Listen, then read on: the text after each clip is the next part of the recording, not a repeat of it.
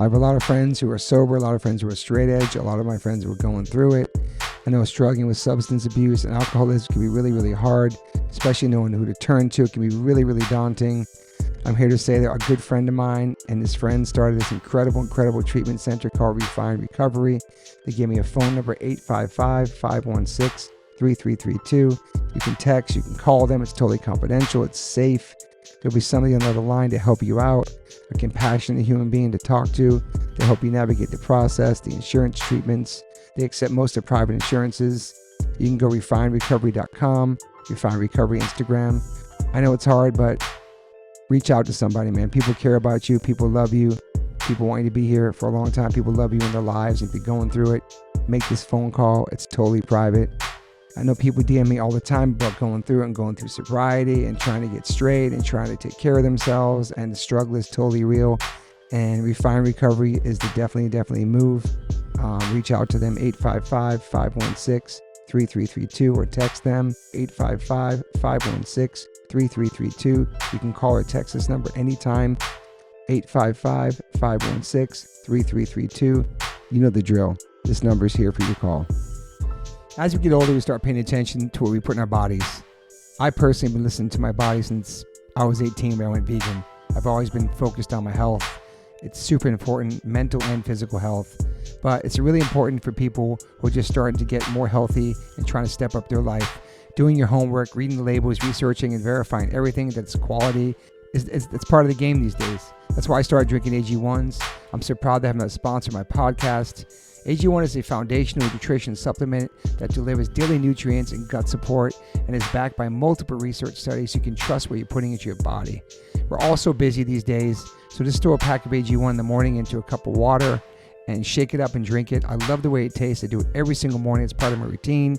I bring the packets on tour. It's an incredible life changer for me. Many supplements only reference research from ingredients in their product, but I trust AG1 in my daily routine because it's constantly putting the formula to the test. It's backed by multiple research studies, and one of those research studies, AG1 was shown to have double the amount of healthy bacteria in the gut, which is super important because these help digestion in the immune system and the immune health. And these bacteria are known to help with digestion as well, gas and bloating, which I freaking need. And it also promotes regular bowel movements, what I can attest to. In another research study, 97% participants felt more energy after 30 days, and 91% of the participants noticed that they needed less coffee after 60 days. I quit coffee like 5 months ago. I know I'm good on that. But AG1 is packed with a variety of nutrient-dense ingredients and is the perfect complement to my healthy diet. I drink it because I know it's going to work, and it gives me a peace of mind covering all my nutrition bases for the day. In fact, I trust it so much, that's why I'm spreading the word about it. That's why it sponsors my podcast. Thanks to Angie Huberman for turning me on to AG1s, connecting me with them, and now they're part of my podcast. It's so easy and satisfying to start your day with AG1s. Try AG1 and get a free 1-year supply of the vitamin D3K2 and 5 free AG1 travel packs with your purchase at drinkag1.com/OLLC. That's drinkag1.com/OLLC. It's never been a better time to focus on your health and wellness and get back on track, man. Take control of your daily health. Health is wealth. Got to give a big shout out to Liquid Death. I've been in a band called H2O for 30 years, and my first real job with a company is a water brand. Go figure. Love you, Liquid Death. Love the people. Love the brand. Love the concept. Love what they give back. Love the community. Love what they do for the environment. You can go liquiddeath.com/OLLC and get free shipping on any of their merchandise that they make. They have such incredible collabs. Also, if you want to hear the story of the CEO, my good friend Mike Cesario, on the podcast, you can go to episode 115, part 1. And then 2 years later, we dropped a part 2, which is episode 275 with the CEO, Mike Cesario. Just a man from Delaware with a dream, worked at a marketing company, and made this become a reality. Liquid Death is an incredible company, incredible water, incredible people. And I'm super, super honored to be part of them. They sponsor my life. They sponsor everything, my family. So go liquiddeath.com/OLLC and get free shipping on anything you want to buy on that site. If you want to get water, it's exclusively on Amazon.com. Murder your thirst, y'all. Early morning one today. This is nice. Oh my God. It is nice actually to be Start the day. Welcome to the One Life One Chance podcast. I'm your host, Toby Morse. Today I have a very special guest next to me, my partner in crime, Mr. Derek Green. Thanks for being here. Yeah, thanks for having me. The co-host with the most. Ooh. Thanks for being here. I love having you when you're in town. Yeah, it's great to be here. Thank you for having me once again. Always. And then we have the legend, man. I don't know what kind of intro I can do for this guy, but he's done so much with his voice and his platform. He's even put his life on the line many, many times for the animals and for the planet. Kip Andersen, thank you for being here. Thanks for having me. Legend. Yeah, in the building. Both you guys are here. That's awesome. Right on. This guy's been followed. There's been drones. There's all kinds of stuff. All sorts We're being of crazy followed stuff right now. People are listening. Do you think now. so? Oh man, that's right. Do you think about that in everyday life? Not at all. Yeah. No, my background kind of prepared me for that. What I didn't realize until it happened, Cowspiracy, I was really scared. Yeah. Like that's legitimate. When you watch that, and I'm thinking about putting the camera down. That was real. Keegan and I, when we talked to, I can't remember his name in the film. He's like, you know what you guys are getting yourself into? And then so kind of process that and then work through it. And like, you know what, this is way beyond us. We have either we don't do it and we're fucked, or I can't live with myself and we have to do it. So there's no option. But now, even after all that happened with Christspiracy and you've seen that film. Yes. Mm-hmm. No, I just feel like we are protected. We are protected. That's what I feel. Yeah, somebody's protecting you, man. Yeah. Somebody's looking out for you. You guys. We are protecting you. I mean, yeah. I don't know where we should start, man, because there's so much to talk about. There is. And we both watched Christspiracy again last night, me and you, Derek. Let's take it way back. Let's go to yeah, because I just found out, too, that you started being a vegan like not into your 30s, which is, I thought it was longer, like before that, which is pretty amazing. Mm-hmm. So obviously your life leading up to that, I guess we can start with, were you born in California? No, my dad I was a Navy brat. I was born in Georgia. Okay, nice. Georgia. And Georgia, yeah. And then I moved every 2 to 3 years, almost until now. I mean, it's one of those. It got in my blood. And then, I lived all over the place. Europe a little bit, San Diego 3 times, and then Virginia, Utah. I mean, you name it. You have siblings? Older sister. She lives in San Diego, yeah. Was she into the same stuff you in, or she vegan too? Or? Kind of. She got me into my first band. She was all into Ozzy Osbourne, and that's a black. Right. She was the older sister who's super cool, so I got into all the cool stuff. That's cool. Nice. She brought you to shows and stuff, concerts? We didn't go to too many shows, but she got introduced me to like the whole music thing, and so our first thing was hard rock. Was it like heavy metal? Your family, a meat-eating family? Oh yeah, total meat-eating family. Right. My background, both my mom and dad were actually grew up Mormon family in Utah. Mormon. And I was going to put this in the film, but because I grew up without any religion because my dad at 18 he was a total rebel. He was just getting in fights and stuff, and at 18 he became a bartender, and he loves telling the story that when the brothers, the elders, they come knock on your door to say it's time to go on a mission. He opened the door and he said, "Brothers, I don't think you want a bartender on a mission." And he loved telling that. So we never, not one time, went to church. We tried going one time. Wow. And we liked it, my sister and I, because it's kind of fun for kids. And he says, "I'm never going again." Wow. So I grew up with a clean slate. And so that's what's cool about jumping to Christspiracy. Is I went through a transformation where I didn't know Jesus was real. I know nothing about it, zero.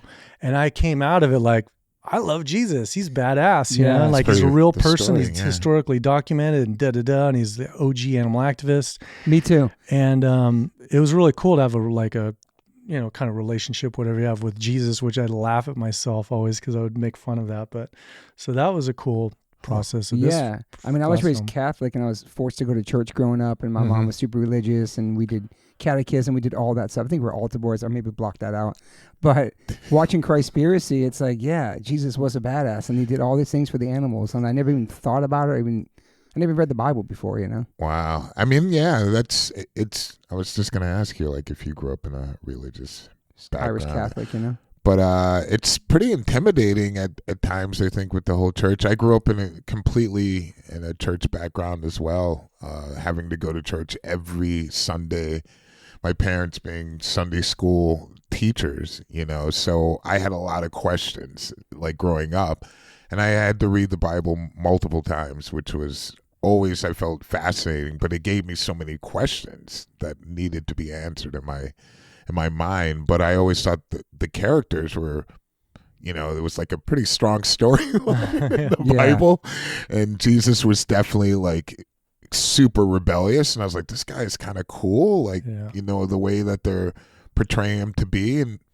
But again, like there were so many things in my mind, like, you know, what happened, what was going on. But I remember seeing those photos all the time with him like a lamb, you know, just like comforting a lamb. I was like, oh, he loves animals, this guy. That's really cool, you know. And just the fact that he was a vegetarian, which was also an appealing crazy, aspect. Man. Yeah, I haven't even thought about any of that stuff. The Den of Thieves, we'll get into all that stuff just a couple of days before he was crucified, and it took a couple of years, it looked like 6 years to do this. It took 7. Majority was done in like 4 in the last, but you know, it's that 80-20 rule. Like we were 80% done, and that last 22nd took 80% of the time. So yeah, the Cowspiracy only took his 10 from the moment I met Keegan, 10 months. Wow. From the moment I met, just boom, we were channeled in. What the Health took 1.5 years, and then Seaspiracy took a long time too. It took 5 years, and at the same time was working on Seaspiracy and Christspiracy. Same time. Wow, man. Same time, but yeah. But before all that, like, did you? What inspired you going vegan, and also to make these documentaries? And did you go to college? Like, what is like kind of your background? Yeah, I went to Cal Poly, San Luis Obispo, and was a major in it's called IT. Was entrepreneur, and just, you know, would stay. I mean, just normal eating. Didn't even think. My sister went vegetarian, vegan. She was going out with the hippie one time, and I made fun of her every day. And they did all the things that people say to me, and I think it was good that I used to be there. Yeah. Because I used to be that exact same person. She got mad at me, and I was just saying the stupidest things, and damn. And I was so happy when she wasn't. She stopped being vegan. I'm like, you know. Wow. Dude. And then anyway, so what happened is about 17, 18 years ago, I saw a PETA video that was called Meet Your Meat. Yeah, I remember that. And it was Alec Baldwin, of all people, narrated it. I remember that. And it's basically Earthlings in 12 minutes, but just the food, not circus and stuff. Yeah. And at that time, I was actually vegetarian, eating some fish, pescatarian. And my partner at the time, she's like, I'm going vegan. What? She's like, I'm watching this video, and I'm like, I am not watching it. So it took me like a week, but it was kind of going viral. It kept showing up, and I'm like, fine, I'm just gonna watch this. And I was eating a cheese pizza at the time. It's only like 12 minutes, and it's the first time I learned about dairy. This is 18 years ago, so it wasn't. You learn about dairy and eggs, and dairy was the one where I see a mother cow having her baby calf taken away from her. To this day, I just saw it again. It's of anything in this whole thing of seeing animals killed, it's that where it's taken away. It just hit me, and I threw the cheese pizza, like just shoved it across the room. Damn. And just like, boom, done. Like, done, period. And at that time, I thought, if anyone, and I didn't know if I was going to stay alive. At that time, I was one of those, like, you can't, 17, 18 years ago, I might die in a couple months. No protein. I don't give a shit. At least my last few months, I'm not going to have a trail of blood. And what I just saw in there, because I saw like energetically what I was contributing without knowing it. And all of a sudden I saw it. I'm like, even if I have a couple years and whatever it is, at least I have that, Yeah. And then the other thing I thought is, if everyone sees this 12-minute video, you're going to do what I did. Yeah, so I started showing my friends this, and they're like, and they saw it and like, God, it's horrible. And then they kept eating meat and chicken. I'm like, how do you watch this? Yeah, and still, it blew me away. Then I became that pissed off vegan animal rights where went to the animal rights conference, and I was just blown away by what I saw of the activists, what they were doing at that time. Animal activists were the leading domestic terrorists, number one, and they were these, and they were FBI agents in the it was called the Animal Rights Conference mixed in, and some of the classes were how to break open locks, and like all these cool things, and so I was like, wow, these guys are badass, and women. Burned down a fur factory. What's that? Burned down a fur factory, like blow up McDonald's. Was crazy stuff back then. Yeah, crazy. It was they did a documentary on ALF, Animal Liberation Front, and all these. Yeah. It was right at the height of that. And it really hit me how this was the movement that they're doing things for someone that can never thank them. They can't even nothing, and they're not even seeing them. Mm-hmm. Yeah. And they're risking their lives for it. It was just like, other movements, you're working with the movements, and you all can congratulate each other, team up, but there's something that you don't even you're just doing it because it just has to be done. So that was hardcore inspiring. into it, just straight into it. Like I went into it, but then I went in it blown away about people. And then I said, at that time it was like pamphlets, Yes. like, I don't see this going, I need to do something. And then, so I'm like, oh yeah, my passion's film. I went to school for something else, but after I graduated, I went to some film class at school, and that was my goal. And I was already working on some documentaries, but something like fun and, goofy. Like, maybe I can mix these two, my passion, now new passion. And right around the same time, I went to a Loving Hut. I'm sure everyone's know of a Loving Hut. And I don't know if they have those still, but remember they have those books? No, I mean, as far as they have Loving Hut, but they used to always have books. And within a month of going vegan, which I went to a Loving Hut, and then in that book showed all that's in Cowspiracy. And everything is in Cowspiracy in that book. And that's when I was like, holy shit, because I first did it for like, this isn't right for that. And I'm like, this is doing this to the environment. And it was so cool because I got to finally meet, I'm sorry, I forget her name, who started like the Loving Hut. Yeah, right. She's from Thailand, and she's some title. And I got to meet her by the Zoom. She was going to be in Christspiracy, but we couldn't connect, but she's badass. Anyway, so that's where a lot of it happened for Cowspiracy. All happened a long time ago. Then it took me about 6 years of getting my life together. And finally, like, channeling in somehow, being able to meet Keegan and make that happen. What were you doing at that time when you went vegan? Were you working? Were you in college? Like, where were you? I was an entrepreneur, like, out of school. Right out of school, actually, I had a colorful thing. I started a microbrewery with a guy who's a lot older than me. And then Proposition 215 passed, medical marijuana. Yeah. He used to write books in the late 60s, and it was called Cannabis Alchemy, and he was this crazy genius guy. So anyway, we started the first cannabis club in San Francisco. I think like 1999 or something? 96, 97, we started the first legal club in the entire country. And so I was part of that movement for a while. And so I was doing that stuff. And then that was in San Francisco, right? That was San Francisco. How'd you know that?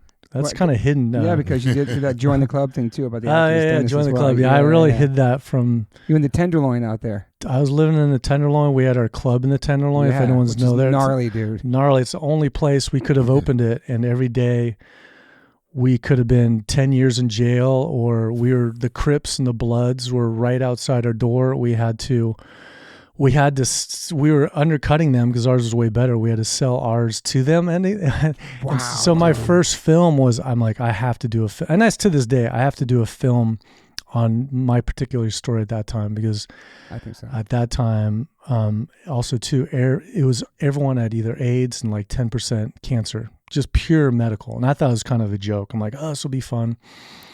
Wow. And at that time, again, I lived a pretty sheltered life, even though I moved all around. I never really met gay people, and I was in this sheltered life. And next thing you know, I'm hanging out with prostitutes, transvestites. Everyone had AIDS, and then I saw the power of cannabis for medical reasons, and so that kind of helped me. That dealing with that, waking up every day, knowing I might go to jail, might get, we had to have guns and stuff. We had much of money on us, and after the Crips, it helped me for Cowspiracy and do what I'm doing now. Because you asked before we started, like, do you ever think about it? Like, I kind of had this work done before. I had to get myself strong. Yeah, you in the streets. And I realized, this is all to help with doing what I'm doing now. So it kind of prepared me. Damn. I think the Inconvenient Truth was a big inspiration for you. It was, but honestly, some of that's what they call poetic. I would say poetic justice. It's more poetic license. It helped the story a little bit at that time. Like, I wasn't a huge fan of that at that time. It was good because I saw the power it did and how much it influenced everything. But I think the way I haven't seen the film in a while, but the way we portrayed it wasn't like, oh my God, but it inspired me in a way where I saw the incongruencies of it. And then we were going to go in Cowspiracy and kind of like better talk shit about that at the end of the film. And then we're like, you know what? We don't need to bring that up and get into that. So we thought maybe we could work with Al Gore at the time. He'd watch the movie and he would bring them. That didn't happen, but. Were your parents supportive of, like, I don't know, obviously you were adult when you went vegan, were they kind of tripping on the lifestyle change, or? Yeah, Thanksgiving, because at the time I never lived close to either my parents that close. I'm close, but the first few years of being vegan, it was like, I'm not going to go to Thanksgiving. Was your sister, when she came back to eating meat, was she like, look at you? That's a good point. Well, she kind of made fun of me after I was vegan. She's like, but she was super cool with it because she's still basically vegetarian. And a kind of cool, funny, real quick story of that first couple of years, I would not go to Thanksgiving, and I would do volunteer work at a Cafe Gratitude at the time. Finally, like, I'm going to go because they gave me a lot of shit for it. And I went. And I wasn't happy about it because there was the big dead, beautiful, now dead turkey, and I'm seeing it alive. And at the time, my niece was 7, 8 years old, and this was a big lesson for me. And and I'm kind of upset. And then she's so cute, but she looks at me, she's like, "I'm going to eat this turkey," and said it in a way where I'm like, I can't believe she just did that. I can't believe it's like little evil little thing. And then I was like, I can't believe I'm doing this and I'm here. And then, I think my sister said, tell, because they were really young at the time, tell them why, you're vegan. And I said a couple little things. And then she said, I think after. And then I'm like, I can't believe that. And then I find out a month later, my sister calls me up. She's like, guess who's vegetarian now? And no she's way. Like, Peyton. And then I realized it's that something triggered her. It's the people who do that to you, where they'll say something, they're triggered. Mm-hmm. It's the indifference that you don't want. And so if someone's indifferent, like most of my best friends, I don't even really talk about it, but someone who tries to do something like that, like there's something that's sparked in them. And then that helped me not get mad at people trying to like do stuff. I'm like, oh, it's something stirring up there in you. Yeah. So that was a good lesson for me. So then after that, I purposely would go to all my friends' barbecues and just be present. I would not say, why are you here? Yeah, and they feel so like, I don't know, it's weird how people feel attacked just by you feel attacked. And it's funny because I wouldn't say anything, but everyone's just now they're seeing themselves. I'm like, I'm not saying anything. You don't have to say anything. It's very true. It happens a lot. I know. And it's funny, and it's like I didn't want to be around, like smelling the carcass and this, but it was kind of my form of little, activism. Doing like, I have to do this, and then I had fun with it because it was funny to see how people would react to me just being there. It's funny when you get around people like, when you hang out, they're like, I really don't eat meat too much. Sometimes and I was like, I didn't ask you if you ate this. I had this with our crew where I'll be, now that everyone's a little bit older and they're just like, look, I'm eating salad now. And they're like, I went to the doctor and, like are in their own thing. They just kind of like come around in their own in their own way. In their own way, which I think is really incredible. Yeah. Because I'm like, wow, I was like, and how do you feel? It's the first thing I say. It's like, they're like, actually, I feel, a little bit better. And I was like, all right, that's great. I'm glad to hear that. You're looking after yourself, But it's like, I never say anything to them, but they're the first to come out with the jokes but now, everyone's like, can we get a salad after the show or something? Like, and then it's like before it was pizza, and it was like, you guys don't want the pizza anymore? And they're like, no pizza anymore. Better late than never. And then there's always like a dog year like equation. If anyone says, I only meet 3-4 times a week. Okay, times that by 7. Okay, you do it 28 times a week. They'd always tell you how many times a week, and it's like an exponential of whatever they say. But it is interesting though. Like, that's why I like the approach of it too, like not being right. And when you're first getting to being a vegan, you get really militant about it. You want everybody to know what you just saw, that video, or you want people to see this is what's happening, and you come off really like judgmental and preachy, and that turns people off. But then once you just start, turns me off. Yeah, you get into your lifestyle, you lead by example, and do the best you can. Then people will start coming around like on their own terms, not by you. That has such an incredible impact. Living by example. Day to day when people see that, and they're just like, I think it just kind of like sits in their mind, like you said, they just are triggered with that trigger of guilt. It's just like, it's incredible how powerful that is with a lot of people.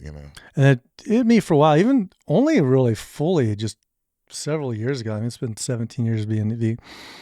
it's like you're saying of being an activist that, you have the energy, frequency, and vibration. That's what we are. And to encompass all those with a high vibe, high frequency, rather than I used to be the angry one and get mad and and that doesn't help. It's like, well, I don't want to be like that. It's like, why would someone want to be that person? So, you want to show the light, like, look how incredible I feel. And we're in our 50s, man. We're thriving. Yeah. And we can never be sick one time, because if we're ever sick, it's because we're.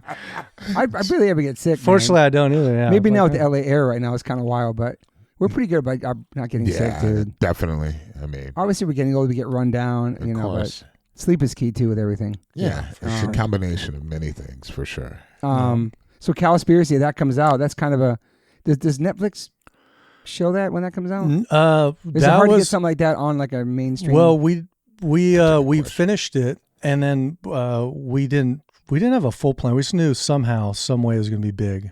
I just literally did like visualizations that it is and ideas. Didn't even know.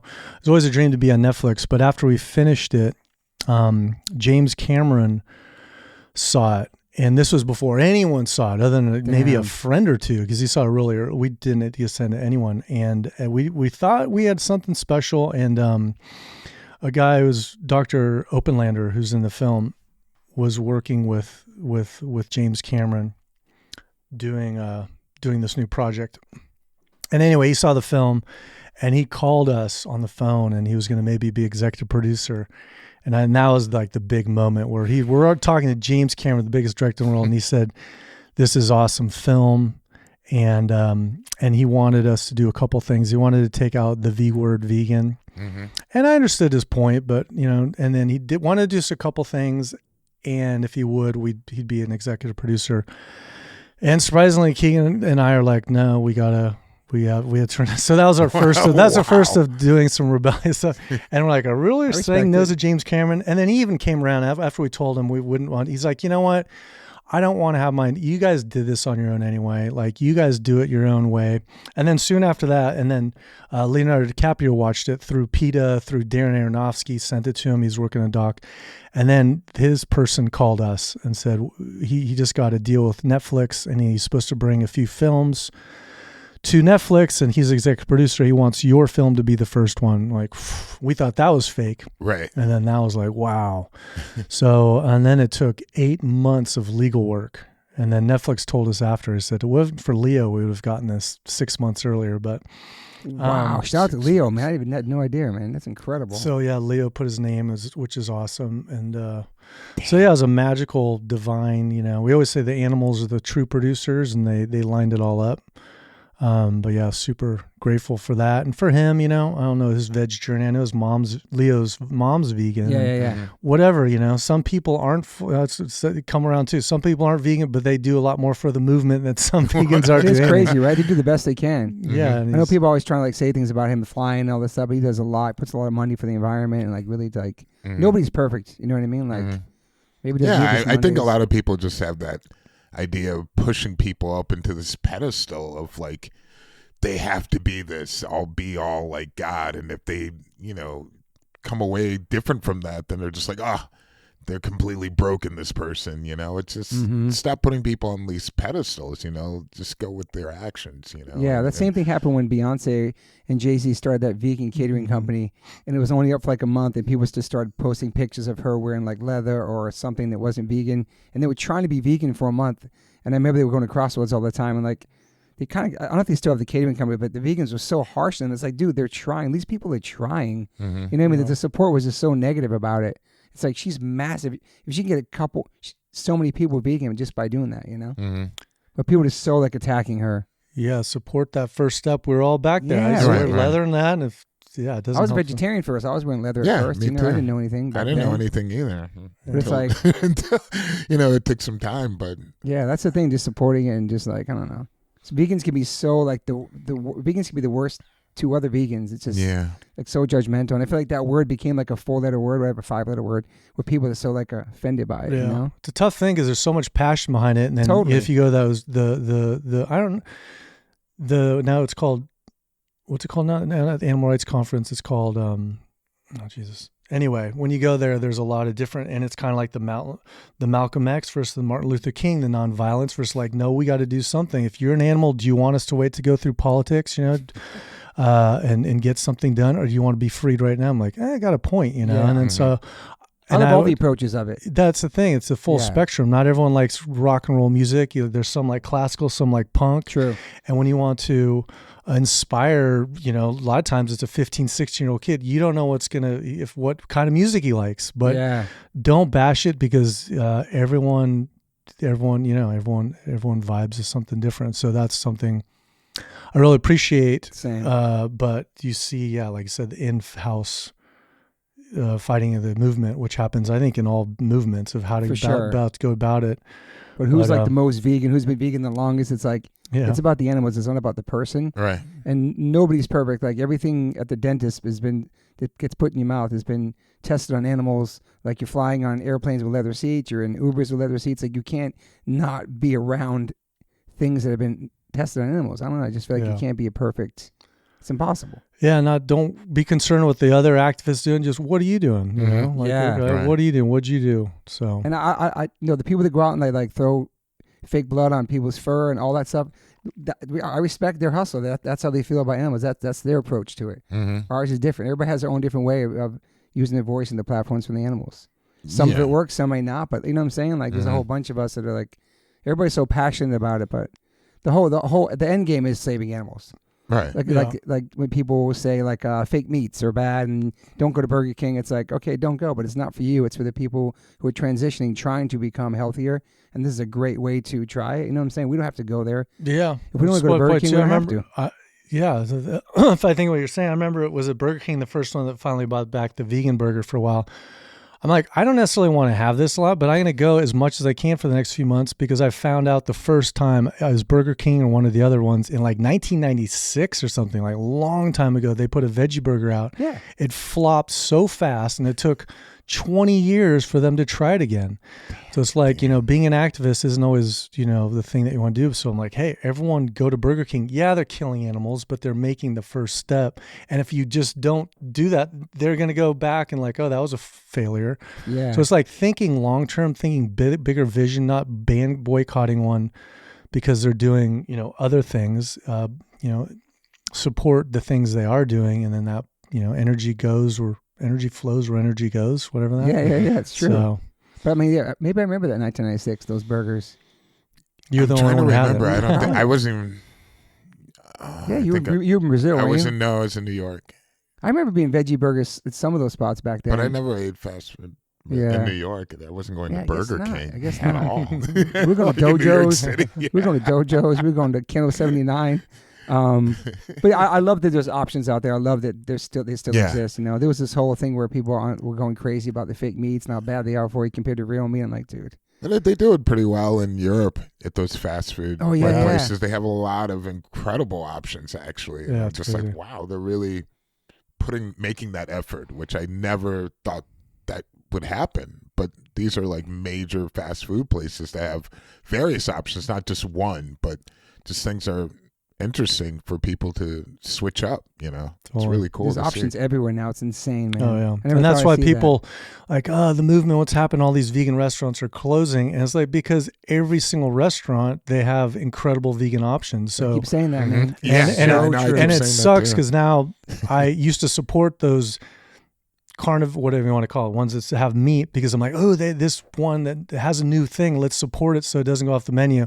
Now I'm like the opposite. Now I am supporting the vegan restaurants because I'm like, because they're a dying breed. Yeah. But especially in LA, man. Yeah, but it's definitely not a sign of because it's more of just everyone. It's full mainstream now. Yeah. I also think that I love when people going vegan a couple years ago and plant-based was the new words and whatever, and it was like a trend because all that was helping the animals. And whether those influencers went away, they definitely inspired more people to be vegan. But I feel like that whole world's kind of died down as far as like, now it's like this whole carnivore thing online or whatever. People talking about how meat only and more sodium and all these things. It's just crazy, man. Yeah. I don't know. To me, it's crazy when somebody could be vegan and all of a sudden flip to going back to eating meat when they know where it comes from and all the pain and torture you're eating. It always baffles me that people can just flip like that and not think about it. That's so crazy. No judgment. Some people's doctors don't understand. Yeah, some people's doctors say they have to. If a doctor tells me I have to eat meat because I'll be like, second, third, fourth, fifth opinion. I would get a few opinions, by the way. Right. So I would get a few opinions instead of just basing it off of one doctor. I mean, there's different views, for sure. And that's the thing when you do it from which we're doing it from really ethics. We're like, what the hell? So many people went vegan and it was health. It's like it's health, and I'm tripping myself. But when it's like truly for the animals, but even more than the environment, like the animals. It's you're in a matrix. You have the nutrients, and this is the reality. We're fine, and there's proteins. We have proteins. And anyone that at least I know that's really you're vegan for life because it's not about you. And when it's not about you, your field expands and you can get whatever nutrients and the support or whatever from things beyond of your just little bubble that you're in. I think that's what happens when people don't. They get depressed, like their energy field gets depressed, and they're like, oh, what do I need? I'm thinking about myself. I need that. I'm like, well, that's in a plant. Protein's in a plant. Like name one nutrient that's not in a plant, and and that's when the argument falls apart because you can get anything in plants. So yeah, I love always going back to the gorilla. How the gorilla is vegan. It's one of the strongest animals on the planet. And people talk about that and proteins and all that stuff. Right. It's crazy when you bring that up in 2025 anyway. Yeah. It's so annoying. That's the most annoying thing. It's annoying. I mean, there's a lot of things that people are rediscovering because they're just looked over, especially being in Western society. A lot of things are completely looked over and forgotten or just like dismissed. Because they were coming from maybe the East and things they didn't understand and things that were fearful, things that were different. Yeah. And so you have a different approach. I mean, living in the West is a tremendous bubble. When you go around the world and you realize that there's a mass majority of the people of this world are living in destitute and poverty, and they don't have the same lives and lifestyles as far as having accessibility to meat. And that industry isn't booming in those places. It's like we're... that demand is coming from the West. The East, it's always like in little portions of certain things of meat. They're not used to like this massive amount of eating and just waste, primarily. And it's baffling to them, like it's just like, oh my God. But we're kind of like putting that perception where a lot of people like, man, that's the goal, that's the dream, and which is scary because it really isn't. It's like we're learning a lot more from what they've been doing, actually. Their lifestyle, like less meat, less this, less overproduced food, which especially overseas, the food's so different. Absolutely different. It's so much different. I'm like, you don't want to go this way. It's like, you don't want to come our way because look at what it's turned into, especially in this country with so many problems. I think there's processed food. Yeah, I think on that note of like less meat, there's a great movement. I feel it just started to happen with. Do you know who Brian Johnson is? The guy who doesn't want to die. And did you watch the doc? Yeah. So I was watching. I'm like, oh wow, because this is getting big right now. And he only eats. Not only is he vegan, he only eats 2,000 calories a day, and he doesn't. If anything, he reduces his protein because protein is it's hard to digest. It takes literally a lot of energy to break down, and so. A lot of what's happening is now, I need to eat as little protein as possible, but to reduce my protein and just be efficient and, just eat less. And so that's going to be a new thing, like, eating really less protein. Yeah. I want to see what he's eating, man. I need to go find what he's eating. I'm very curious. Looks amazing. He looks incredible. I mean, I think that is very true. This overeating, it's just reading a lot from like different philosophers, just like don't eat until you're full, eat like much less than that. You're going to be satisfied if you just kind of let your body do its thing, where it's just like get to a certain point, your metabolism is going to work better and everything instead of eating until you're 100% filled to the top. Yeah. It's just like you said, you're losing a lot of energy for digesting and just. It's just not necessary. The body doesn't need to be filled to the top of, anything in that way. It's just. Do you know what he's eating? No, but I know it's only 2,000 calories, and it's definitely like natural whole foods. You saw the doc, obviously. Yeah. I mean, he spends also $2 million on supplements, but I know. Yeah, He not only supplements, but like all the, you know, if you watch the doc, every machine in the world. So, and his son's doing it too. It's just incredible. But it's just the concept that he studies it so much that he found out that, you know, reducing calorie intake, being vegan, you want to live a long time that, or if you want to eat, you know, on the flip side, carnivore and eat flesh and okay, you might be big, massive, you know, muscles. What's going to happen in your 50s and your 60s? You're going to be weighed down. Try carrying, you know, 5, 10, 20 pounds of weight. I don't care if it's muscle or anything. It's a lot of weight to carry around. Yeah. And why? You know, do you have some issue that you have to be that? Who are you going to beat up like someone in your face? It's just like such a weird, the whole concept. So true. And then you see people. I mean, I love Joe Rogan. We were on Joe Rogan, Keegan and I one time, and I like a lot of the stuff he does. But you know, but anyway, looking at him, he just looks really bloated. He's healthy and stuff. And then, you know, especially right now, just waking this film more into the spiritual angle of it, the mind-body connection. Gut. I see people in different ways where he just feels energetically really dense and slow. And it's like, God, if Joe just, you know, went vegan 4 days and just released all that just density, like, because he's got a lot in there, but I feel that'd be a dream. And then I see that in other people, but it just reminded me. Yeah, I mean, we don't talk about him, but yeah, it was Game Changers, I think, where they went back and forth with that, debunking, and that was incredible. At least he had that on there, but there was, for a while, it seemed there's a real like hate towards vegans and everything. No, there definitely is. There's been vegans on there, obviously. It's pretty aggressive, and like, every other movie I see something where there's like a dig. Because there's an inner guilt. That's what happens. When people do that, like my niece, it goes back. Yeah, there's just this weird little thing that get triggered because deep down, especially a guy like Joe who's doing plant medicine, ayahuasca, he doesn't want to go there. Yeah. If you really go there, it's going to fall apart. Right. And so what do you do with that? You get defensive. You know, it's like anyone. You get if defensive. You're questioning the basis of their entire like kind of reality or existence, you know, you question that, and a lot of people definitely become defensive. 100%. Yeah, it's so interesting. So Cowspiracy comes out, and is it an amazing reaction? I mean, it was crazy feedback. Well, it was cool because we had it on our website for 7 months, whatever it was, till into Netflix, and already we're like, wow, you know, people are really, really vibing with this, and we got some good feedback. Every now and then we get bumping DVD. Back then, DVD sales were awesome. God, I wish we had DVDs still today. We didn't need Netflix. And then when on Netflix, it blew up, and that was awesome. And then, you know, was it controversial back then? Yeah, for sure. Yeah. Again, I'm trying to even think, like, with social media wasn't as big as it was now. Right. I could, you know, looking back, I wish it was, but but I got to talk at the EU, no, that's not the UN, but the EU, in front of the EU Parliament in Europe, and got to do all these amazing things as far as meeting, you know, like-minded people, which is really cool.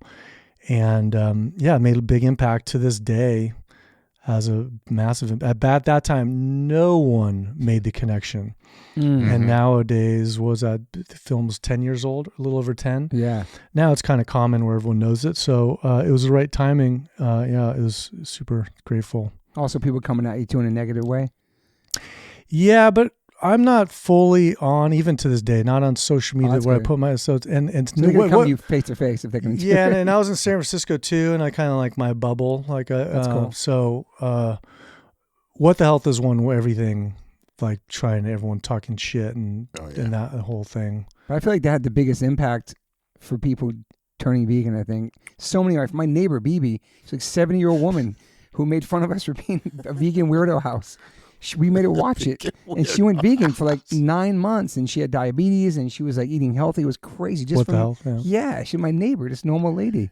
It's pretty awesome. Still a lot of people trying to attack that by all means. But the timing for that was incredible, I think. What the hell? I don't know why. The timing of all these, and that's why it's divine timing. This Christspiracy is supposed to be 5 years ago, and it wouldn't have been time. There's something about right now, that film, everyone's talking about this this new stage in Christianity, particularly where everyone's questioning what it is in still being Christian, but like what's really true. And just the concept of what's in there, the time is right now. I think post-COVID helped a little too, just questioning things, finding out about the da-da-da-da. Dude. And so, it's all divine timing. I, again, just always say that, feel the animals now. We had JC on the team and Buddha and everyone helped supporting the movement. JC. So What the Hell? That was a very impactful documentary. I loved it, and I feel like there's just so many people talking about it, and so many people crossing over from that. Just normal civilians. Mm-hmm. It was incredible. I think. Yeah. What's interesting too is none of these other films. Cowspiracy was supposed to be all three of these films. Yeah. Cowspiracy, What the Hell, Christspiracy. It was originally called Cowspiritual when it was with Netflix. It was supposed to be all in Cowspiracy. So the first edit Keegan and I did had all the concepts. So we had more of a health section in there. We had Dalai Lama's right-hand man. What is the spiritual way, Buddhist way to kill an animal? We had all these concepts in there. And then thank God we started testing them. And people are like, you're trying to put too much. We like the environment was mostly, you should just do 3. And like, oh my God, I have to make 3. And so we took it out. It was the right move, but, quite the endeavor to go from 1 to making 3. So it's been a 10-year way. It took 6 years to make Cowspiracy. It's been like 16 years. And so are you working a job? What are you working at when Cowspiracy comes out? So back, I don't know if we started because we're talking a little bit before we started. I was doing the cannabis club, and then from that I decided to sell picks and shovels. So I made a system it was called the Super Closet, and it's an all-in-one complete grow cabinet where you could put it in your house and you couldn't see it could lock up. So people with medical marijuana could grow their own safely with kids around. And so I was part of that movement for a while because I saw how much it helped people. And so I had that business, and it took me 8 years to save up $40,000 to start the nonprofit and to make Cowspiracy. Wow. We made Cowspiracy for $40,000. No way. And I mean, again, that's thankful for Keegan is fucking. My mom's gonna listen to this. That's super DIY. That's crazy. Wow. Yeah. So, and most of that went to just his rent. So. But I mean, Keegan's a one-man band, like most everyone I work with in these films. So anyway, Animals United Movement, Animals United Movement. Most people call it Om Films, AUM, like Om. That's our symbol. So I'm into yoga. You're also a certified yoga teacher as well. Yeah, Jiva Mukti. Yeah, and then Kundalini Yoga. I'm glad you pronounced it because I couldn't. You've been like linguini yoga, and so you were doing that back then too. Teaching? Well, that's the one where I went vegan. I was working on Cowspiracy, but I had personal issues, not mess ones, but like partying too much, not aligning myself, telling all my friends someday I can make a movie before this, and everyone making fun of me not going anywhere. And I'm like, okay, I need to get my tools. So I did yoga teacher training specifically for animal to help me being an activist. I even said that when they said, "Why are you doing this?" And then that helped. And then I did Kundalini yoga teacher training a year after to even hone in those tools even more and to get myself fully in alignment. So I did 23 days of Kundalini yoga in Rishikesh, India.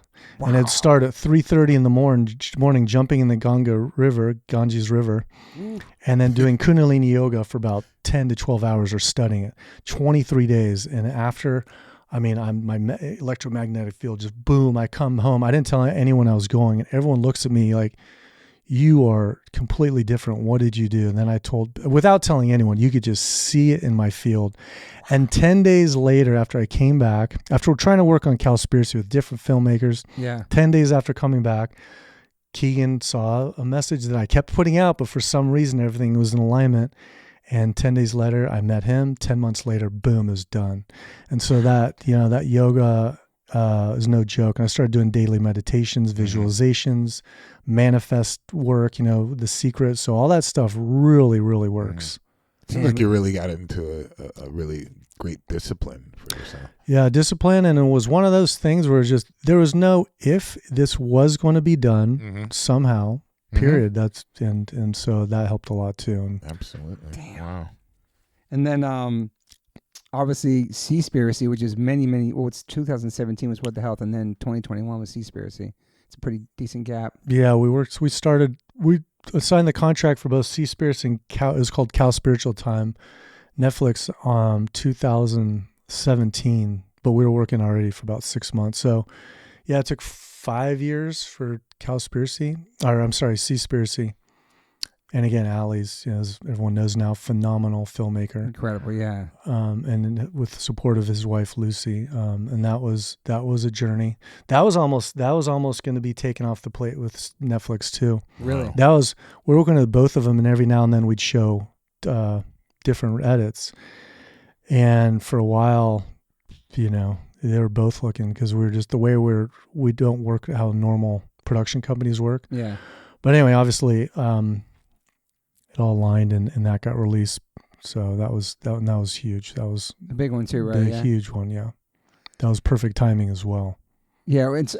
So after Cowspiracy, What the Hell? Is this a full-time thing as a director? Has this become like a? Well, yeah, because I was going to do Cowspiracy, and it was one, and then who knows what I was going to do, because I love film. Yeah. And then I found out I had to make one on health and one on ethics.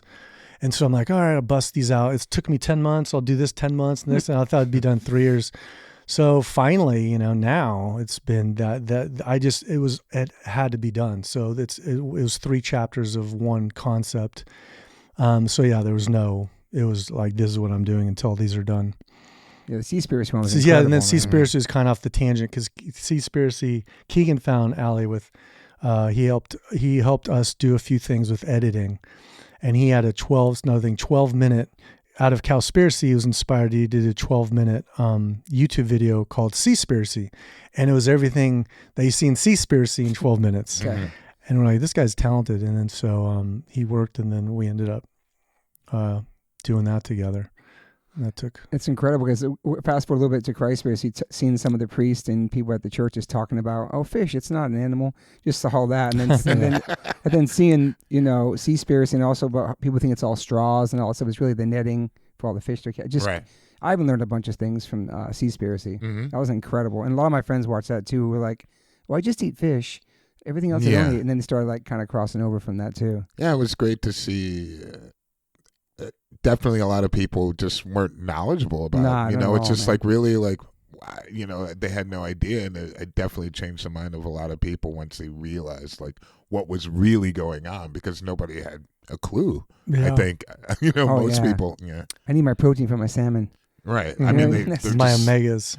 My omega-3. Yeah, that's the main thing they talk about, right? Yeah. Yeah. It's the omegas, right? It's the only thing that you talk about, and taste, Yeah. And that was a great reaction too, Seaspiracy. That was massive. Yeah, that was number 1 on Netflix for a while. Even bigger than What the Health? Well, because partly Netflix was so bigger at that time. I couldn't tell it was bigger. What the Health was massive. I mean, that's where it got viral among NBA and Ford. What's the fashion designer? He went vegan from it. Wow. The driver Lewis Hamilton. That's right. Went vegan from What the Health, and on and on. It was crazy. That's amazing. And it hit a whole demographic that we didn't plan on, and it was bigger than we thought. Again, none of these we really thought about too much, but it was massive. That was great. And so Christspiracy, you knew that one wouldn't be on Netflix because it's a 3-movie deal kind of thing, the doc deal? Christspiracy, because it's so controversial. It was called Cowspiracy. It was Cowspiracy and Seaspiracy, signed the contract same day, working on both.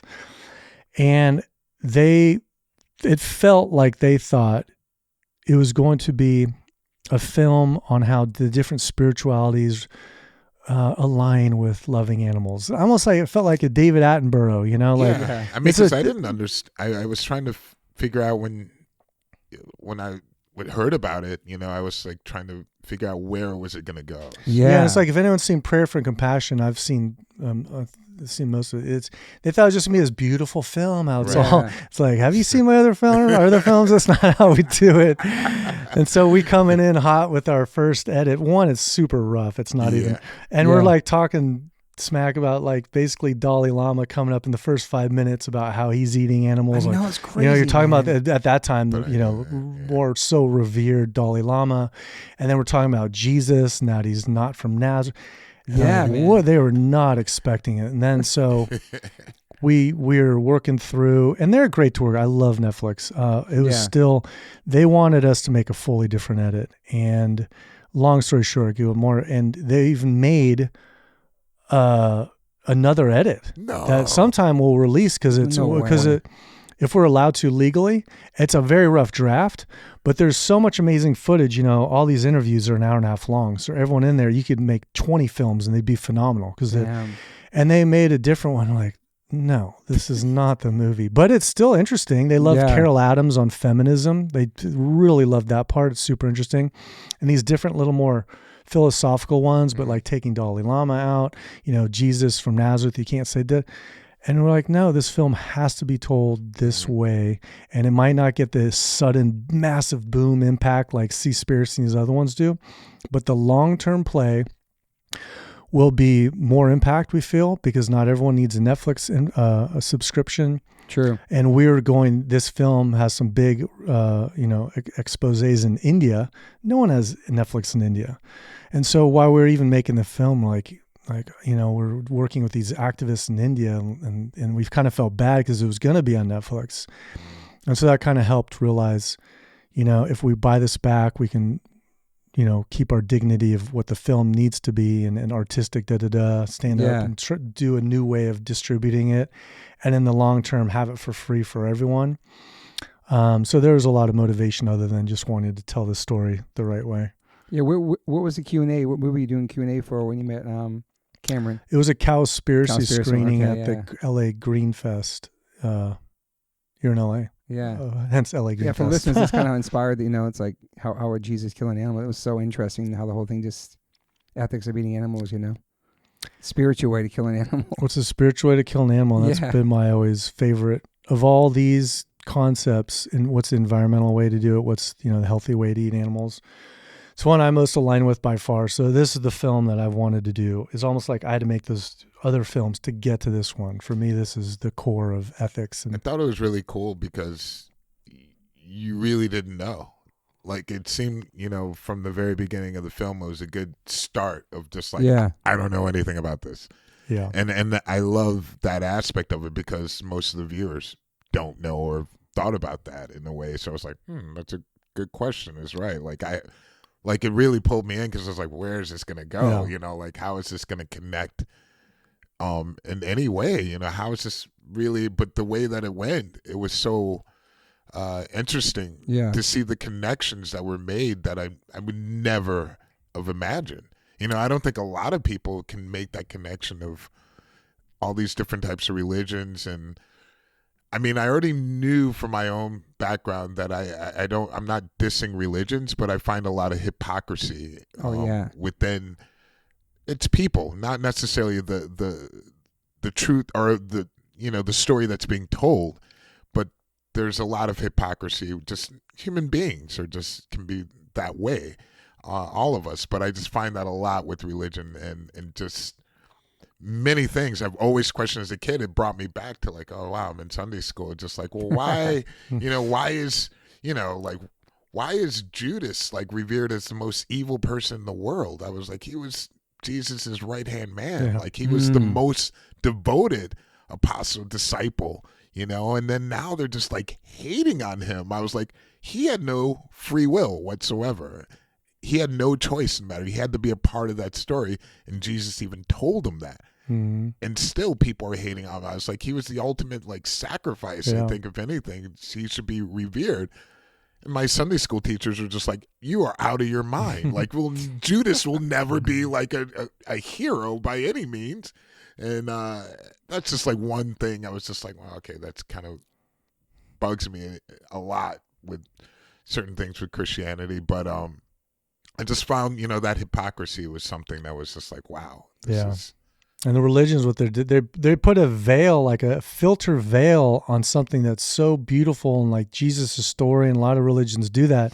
And you have to remove the filter and the translations and this and there's all these different things that we to scratch on the surface of what really the whole story is. But and when you remove that and take it all away, you see this essence of like the Christ consciousness and the Buddha and the Krishna. and the Prophet Muhammad, it's the same. It's the same, and it's what they put on top of it. And so, yeah, it's a. I think it's interesting also the translations of text. It can be interpreted in so many different ways, and I think that people can steer it into a way that's like more comfortable for me to understand, whoever was translating those books. But there's certain people that translated the Bible, like King James Version, his translation. People like, do you even know who this dude is? Like, let's talk, who's doing the translating? Like, do you know anything about his background? People don't really think so much about that, but words are just so powerful in that sense where, that was something that I discovered with the film as well, with, this whole Den of Thieves that we were talking about. Oh, yeah, Den of Thieves, yeah. Just the translation of that, how it can be interpreted. So I thought that was really insightful for people to dig deep, and to not just take everything at face value, but to really do some research on it, Yeah, I have so many notes from Christspiracy. They're gonna be all over the place, but even just like how Daniel the prophet in the Bible was like one of the strongest men. He refused to eat meat, just stuff like that. Because I never read the Bible before, I know thou shalt not kill. Yeah, that's what's fun about this film is like I play a character in all my films where I'm naive, but I know. It's like he is naive. Well, it's like most, and then when I watch documentaries, I can tell. The first part, I can tell what's. Anyway, I knew Cowspiracy going into it, all that, and we were trying to find a different character to play my character who didn't know, but realized I had to be that one. I never planned on being the films because we needed to know. You have to know what questions to ask that Greenpeace person and how to frame it in a fun way, and I love doing that. But this one was fun because the Christian element I knew nothing about. Everything else in the movie I knew because I've been, what's spiritual way to kill an all these things I've definitely meditated on it and saw the hypocrisy, but it was fun learning about, like you said, Daniel, like, wow, this Daniel, because not only is he stronger, but what I love about it is he's spiritually, he tapped into, he's a prophet, so he could see things. And when, if you're eating meat, you're blocking they're blocking these certain special energies off because it's energetically dense. There's all these different theories about it. But when, I love that, the Daniel story and learning all these stories. It was really fun, this film, because it was a first for me because I didn't grow up with any religious background. And also like Nazareth too, like was that a place? Was that all that stuff like 200 years after his death, that was. And then the thing that people really said, oh, it really was. Cam just did a big debate with one of the most popular Christian guys right now, this guy Wesley something. Anyway, they're saying, there was a town called Nazareth. He's from Nazareth. All right. Even if he was a town Nazareth, why did they call it Nazareth? Right. Where does that, because it's the people, they're called Nazarenes. Okay. There's a direct correlation to Nazareth, Nazarene, and what that word means. So if you're living in a town that means Nazareth, which it's defined, no matter what, he's Jesus the Nazarene. And I just learned in a few other different, I just learned last week. In other languages, it's translated as Jesus the Nazarene anyway. Right. And that's a huge, huge part. Yeah. And then also the Buddhism too, like buying it is different than killing it and being served like from you. I was just like, these guys are like drawing at straw, like trying to. And then you're like, would you eat a dog? And he's like, I never, like it's just like, if it's being hosted, they can eat it. That makes this so crazy. It makes no sense to me. Man. And then once you see particularly like the slaughterhouse worker that we visit and learning about how almost all slaughterhouse workers are oppressed. They've been in jail. They're on parole. They're forced to kill animals for PTSD, on and on. Is your karmic price more that you kill the animal, or is it worse that you have someone else do it? And so these Buddhist rationalizations, well, I'm not doing it, someone else. Well, that's worse.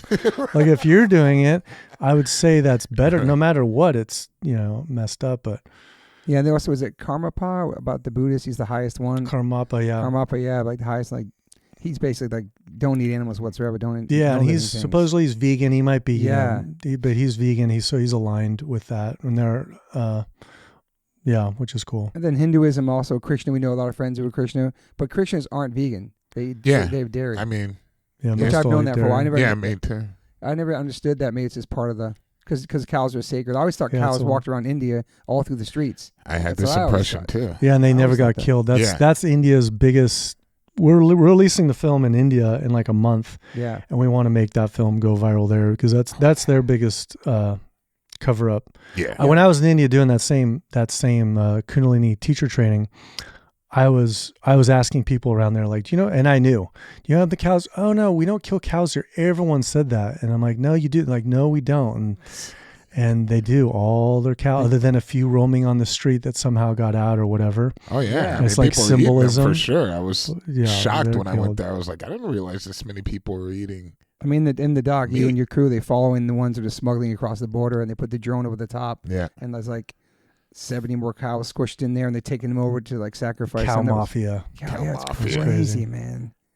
Yeah, I never thought I'd see it in a million years in India, especially. Yeah, I didn't have any idea. Like was it like that back in the day in the 80s? Like I became like a vegetarian because of like Krishna. Exactly. Because of the music and just reading the books, the Gita and everything. I was like, okay, this is so interesting. And I was like, yeah, this is really the way to go for me. And then actually having the chance to go to India, I was just like, had all these ideas in my head, like, oh, nobody's going to be eating meat. They're going to really be. It was completely the opposite. You know, it's like people were, again, influenced by Western culture, you know, that idea of like meat, you know, just pushing it into the culture like very strongly with fast food places and stuff like that. But I mean, most of the people I met were just like eating meat. It was kind of shocking. I mean, even though I did see cows like in the street. And what year did you go there though? This was 2000, I think. 12. So I think maybe 13. the 80s when our friends became Krishnas and they came back from India and they were telling us about it. Mm-hmm. Maybe it was different back in the 80s. I mean, there's different people. That's John Joseph, you'll know all that. Yeah, and Shelter too, Ray Capel and them. They came back. So because they were talking about cows being in the streets, it's beautiful. No, there thing. Are. I mean, but then you see this, it's like, it's so fucked. I don't know. Yeah, there's millions and millions and millions get killed every day. Millions. So they're on the street as symbolism, so make people think. Yeah, it's kind of conspiracy to make people think that they're not killed, and so that's a big secret in India. Right. Well, they're definitely being killed there, but also people have to realize it's not only, you know, there's a large Muslim population. Yeah, in India, so and they're eating meat. Yeah, I mean, they talk about in the Bible, whatever. Also in this documentary, that like, you know, killing and selling of animals was how they made money originally, supposedly. You know. Yeah, that was something I never thought about. Yeah, I didn't think of either. And they're like, oh yeah, here's a temple in the. If any of you have been to Jerusalem around there, no. It's basically, you know, in the middle of a desert. So there's no other natural resources really that they're selling or making, doing anything. So this was basically the world's first and to this day largest slaughterhouse in the world. Probably to this day, because there's supposedly sometimes during Passover. They say millions of animals were being killed, millions, you know. And so this one center was killing animals for slaughter, for money, and then that money would fuel the taxes for the Roman Empire. It would fuel the government. So it's basically this slaughterhouse was the temple, the White House, the government, and, you know, the military in a way, also all wrapped up in one Capitol building, all in one thing. That's why it's so crazy how powerful of an activist Jesus was to take that down. Imagine taking the Pentagon, the White House, Capitol building, all in one fell swoop, because you pulled the entire economy out, which is animals.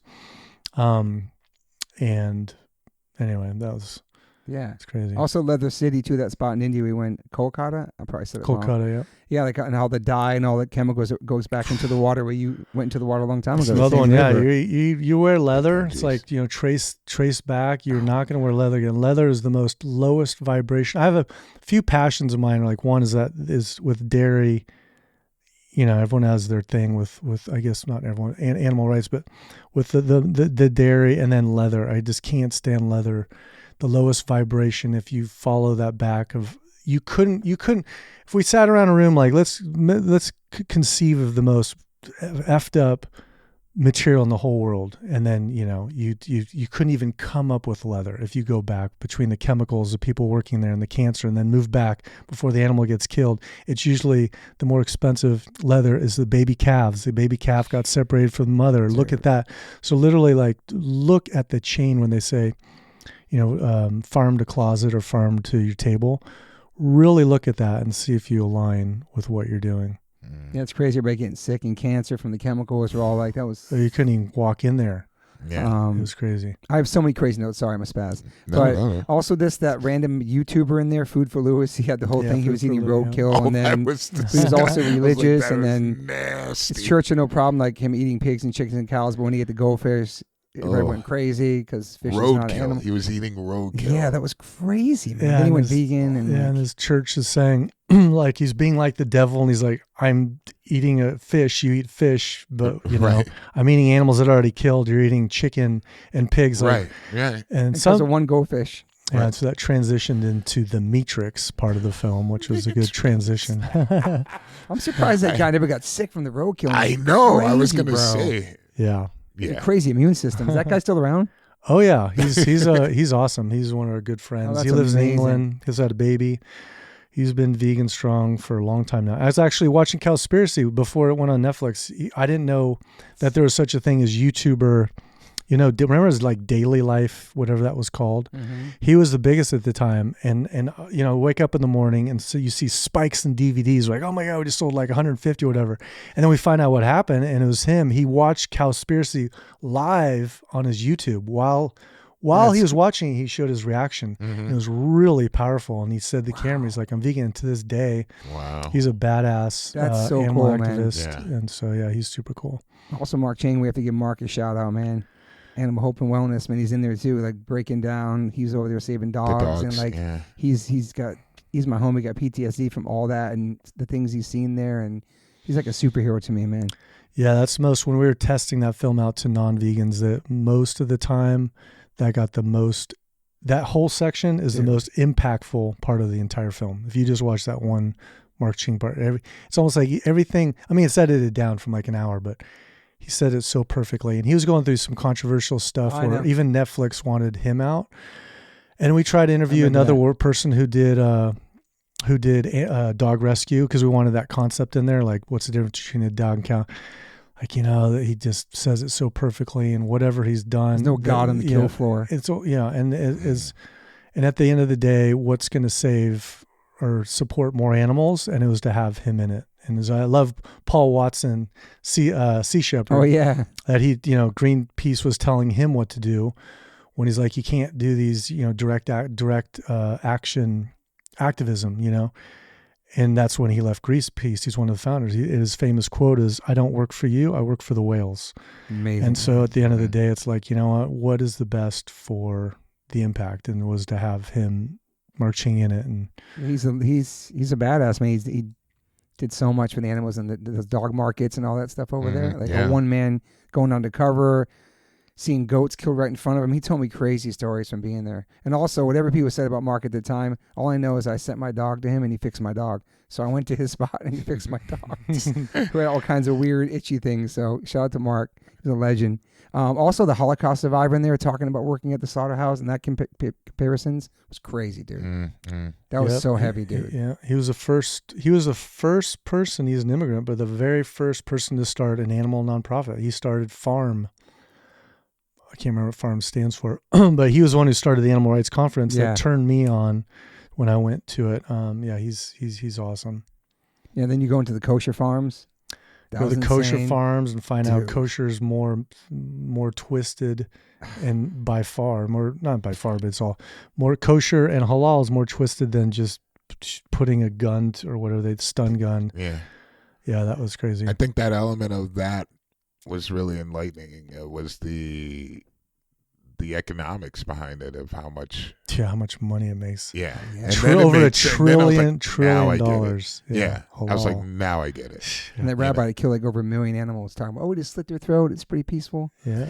Breaking it down. Just like 2,000 years ago, it was their economy. And right now it's trillions dollar industry. And it's a powerful one. Yeah. And that kind of shows like how long a cow's lifespan is, but then they have great lives. They live to 6 months. I was like, what? The pig one, the pig one, yeah. Oh god, wow. That's another. Okay.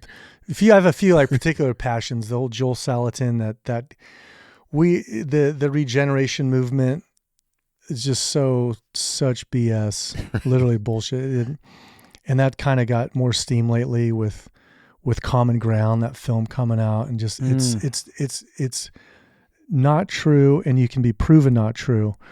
We're talking about a humane farm. It's humane farm, and it's grass fed, that it feeds the soil, and it's just it's not true, and it pisses me off because it's something that we addressed in Cowspiracy, but it was such a ridiculous thing, because in Cowspiracy we get really scientific and technical, and we're like, all right, we got to do this. This guy Alan Savory did a TED talk. It's getting big, and then we went through and like, no one's going to believe this. It's going to be over in a couple of years, because it comes down to land use. Right. When you destroy that amount of land and chop trees down, I don't care what it is, you need 1 cow per 5 to 10 acres. If anyone has been on 5 or 10 acres, look around and see 1 cow there where it could be trees. You know it doesn't add up. And so we're like, all right, let's just do 2 minutes on this show. He's a nut job.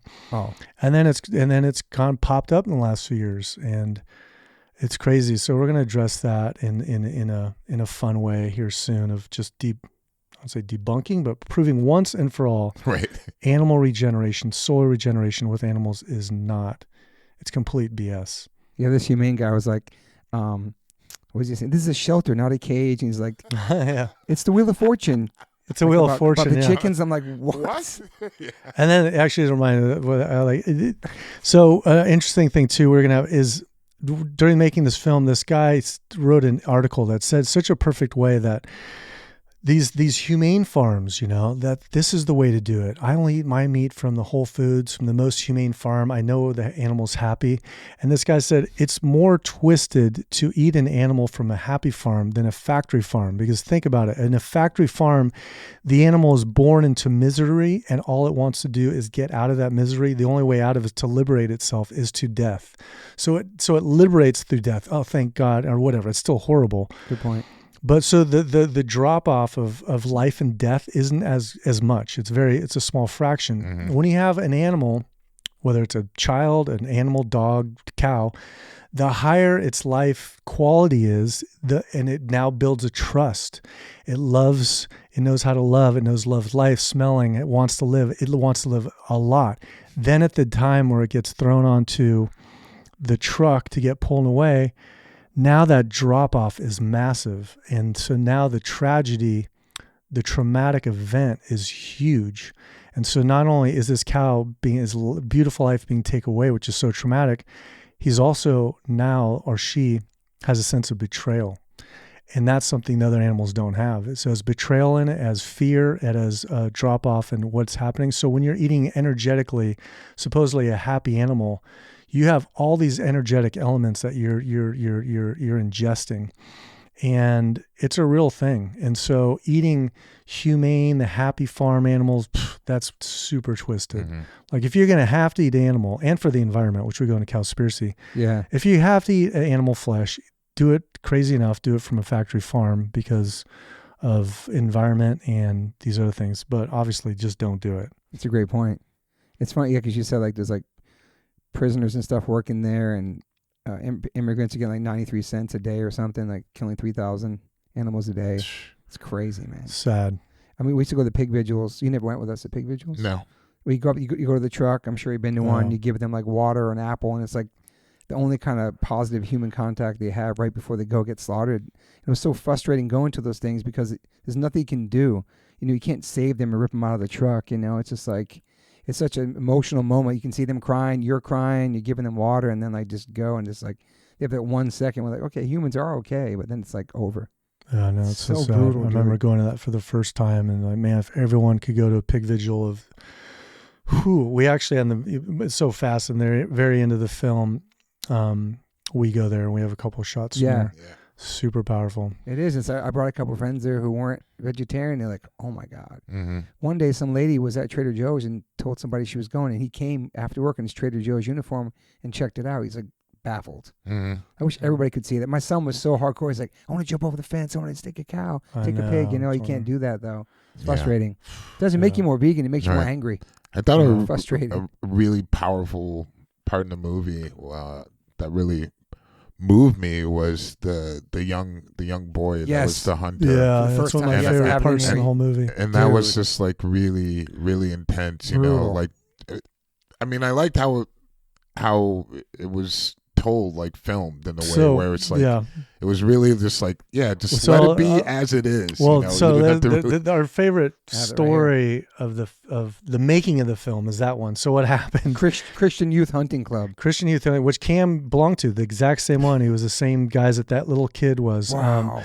So that day was crazy. That was all the way in Georgia. And so I went with a boy and a pastor, or whatever, boy and a guy. And Cam went with that guy that you see in the film. And the one I was with, we just set up in those little huts. And I'm realizing how ridiculous hunting is. I already knew, but I didn't know to the level where they put food out. They put food out where they know this, animals are going to be. They hide out. You're in camouflage. I mean, it's not a sport. It's like playing tennis with someone and the guy doesn't have a racket. It's like, it's ridiculous. And then anyway, so we're just sitting there. We almost get one, the boy I'm with, and I had a powerful conversation with him. But anyway, I hear the shotgun in the back. I'm like, oh shit, and that was the one you see in the film. So nothing happened. And then after, Cam's like, oh my God, you got it? I'm like, yeah, it's going to be powerful. So all that stuff was Cam, and he filmed that part. And so we get back to his house and we're stoked because we know it's going to be powerful. It's sad, traumatic because was it hard for you to be there for that? It was hard, but Cam for more so because he was the one carrying the animal and he was with the boy. And you see it the animal. At the very end, I'm asking him a few questions. But anyway, so we get back like, oh my God, I wanted to see it. And then I take a nap because we had to wake up at 4 a.m. and he wakes me up and I remember just he was pale, completely pale. He's like, dude, the microphone was off. The entire thing he got none of the audio. And the whole time we're interviewing and talking, I'm like, oh my God. So real quick, it's okay. Somehow this is meant to be. We freaked out. I'm like, what do we do? I'm like, okay, here's what we're going to do. We're going to somehow get that kid to have an interview with him tonight. And so we interviewed him and he retold the story. And it turned out, as you see him retelling it, then we had to go to the other guy, the older man. We had to go to his house and he told the story. And then when we edited it in, like, oh my God, this is magical. Wow, it was, dude. So when you watch it again, you'll see it was done after. So he's reflecting on it. And that's why there's a lot of reflection and it would have not been nearly as powerful. So another one, like, wow, it was such the most scariest thing that we lost it, and then must be the biggest blessing because it made it so much more powerful. Oh yeah. And then it goes to where, us, who we truly are is our morals. I feel is like a 7, 8, 9, 10-year-old boy or girl. Right. And that's who we are. Yeah. That's exactly. A human being. We're called human beings for us. So if you're, and you could just see it right there. Like, it's like the mic drops after you watch that. Yeah. Like, okay, absolutely. Try to rationalize that you can kill animals. I mean, it was definitely like that. I could relate to that kid, like we're all that young boy or just really intense, you see it on his face, it's just what have I done? Yeah. Kind of like, but it was his own, like you could see it like going over in his head, and then he comes over to the cow. Because of the cow, and he's petting the cow. And then he goes to the deer, and he's petting the deer, and he's just tripping. And the fact that it wasn't planned, like you think we staged this, that they were going to somehow be, and that was a veal crate, for this lamb that was or calf that was going to get killed in probably a few weeks. That it so happened to be right where the truck ended, and you thought we staged that, and it was just like, wow, divine intervention. No way, that's literally producing all this. Very just so like in the moment, I was like, whoa! Putting the blood on his face too. I was like, twisted. He's like, oh, you should look. It's your initiation. It's your initiation. He's like, oh, you can tell, but you're not looking happy. Yeah, initiation to get jaded, to shut that part off of your heart. Yeah, and don't go back until someone, moving back to Cowspiracy, if you want to watch one powerful part of that film is when we go to the backyard farm. He kills the duck. Oh yeah. And that was a point like, are we contributing to this duck getting killed? Should we rescue the duck? And we're like, no, he was going to kill the ducks anyway that day. So we just had to be, and I was like, screw this guy. He's killing ducks. Going into it, I was going to hate him. And then we walk into his house, and his house was filled with stuffed ducks everywhere on all his floor. And then he's talking about ducks, and I realized this guy loves ducks. He just doesn't know how to connect with them in any other way. Like literally loves ducks more than any vegan I've ever met. The only way he knows to really connect with them is to raise them and kill them. And so then it was a big transformation for me, because then I started having empathy for people where they don't, that's what hunters do. Hunters love animals. They just haven't been taught how any other way to get close to them. But so that was powerful. Anyway, in the film, after he kills the duck in Cowspiracy, I asked what was the first time, killing it. And then boom, he goes back to that time. He shakes out of it, and he's like, it was hard. And then he shakes himself back out into now. And there's just this big dark matter, literally energetically dark matter in his field, in his life, that is just sitting in him. Yeah. And it's just there, and he can't align with it. And if he would just like turn that duck backyard into a sanctuary, that dark matter could be released and filled with light. And so you just always see this time and time again, people who aren't fully aligned with that, they're just carrying this matter that's just heavy. It's like, bro, this is not you. It's not you. Like, let this go, and it'll fill up with light. And yeah, so sometimes we would see, if we drove around at the pig vigils, you would see the people outside smoking cigarettes covered in blood, slaughtering animals at the Farmer John's, which is no longer there, by the way.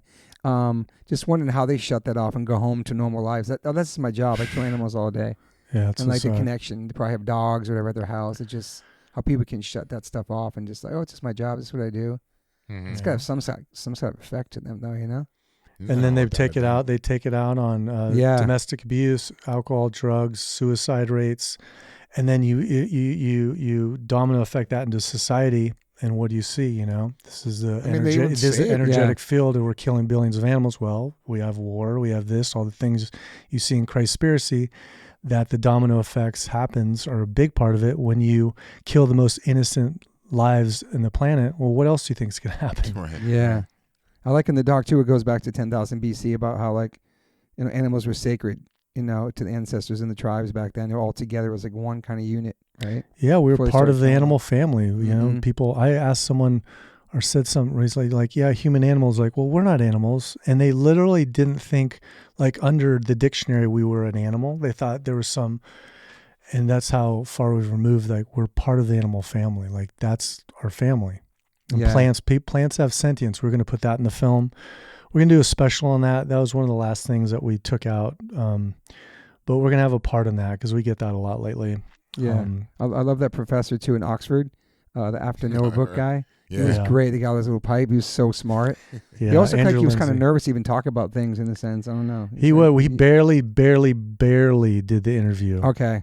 He was not wanting to, and he's the most classic characters. He's everyone's favorite character in the movie. Yeah, he's so interesting. Yeah, speaking of even if you've seen Christspiracy, watch it again. We have the new edit on the .com, but we have all the extended, or we're starting to put out the extended interviews. So when you pay it forward, donate a certain amount, you unlock these extended interviews.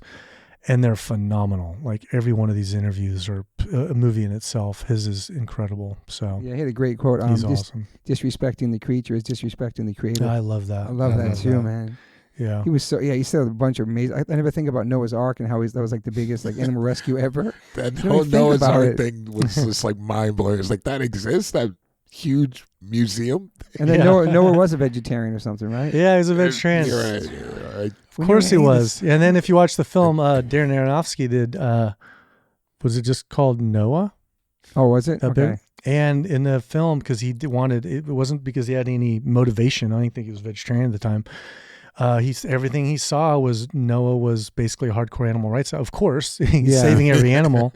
Why would you eat them after he saves them? And that's very strongly in Noah, that the people who were part of the devil, they were eating flesh, and he was part of the, the light. Yeah.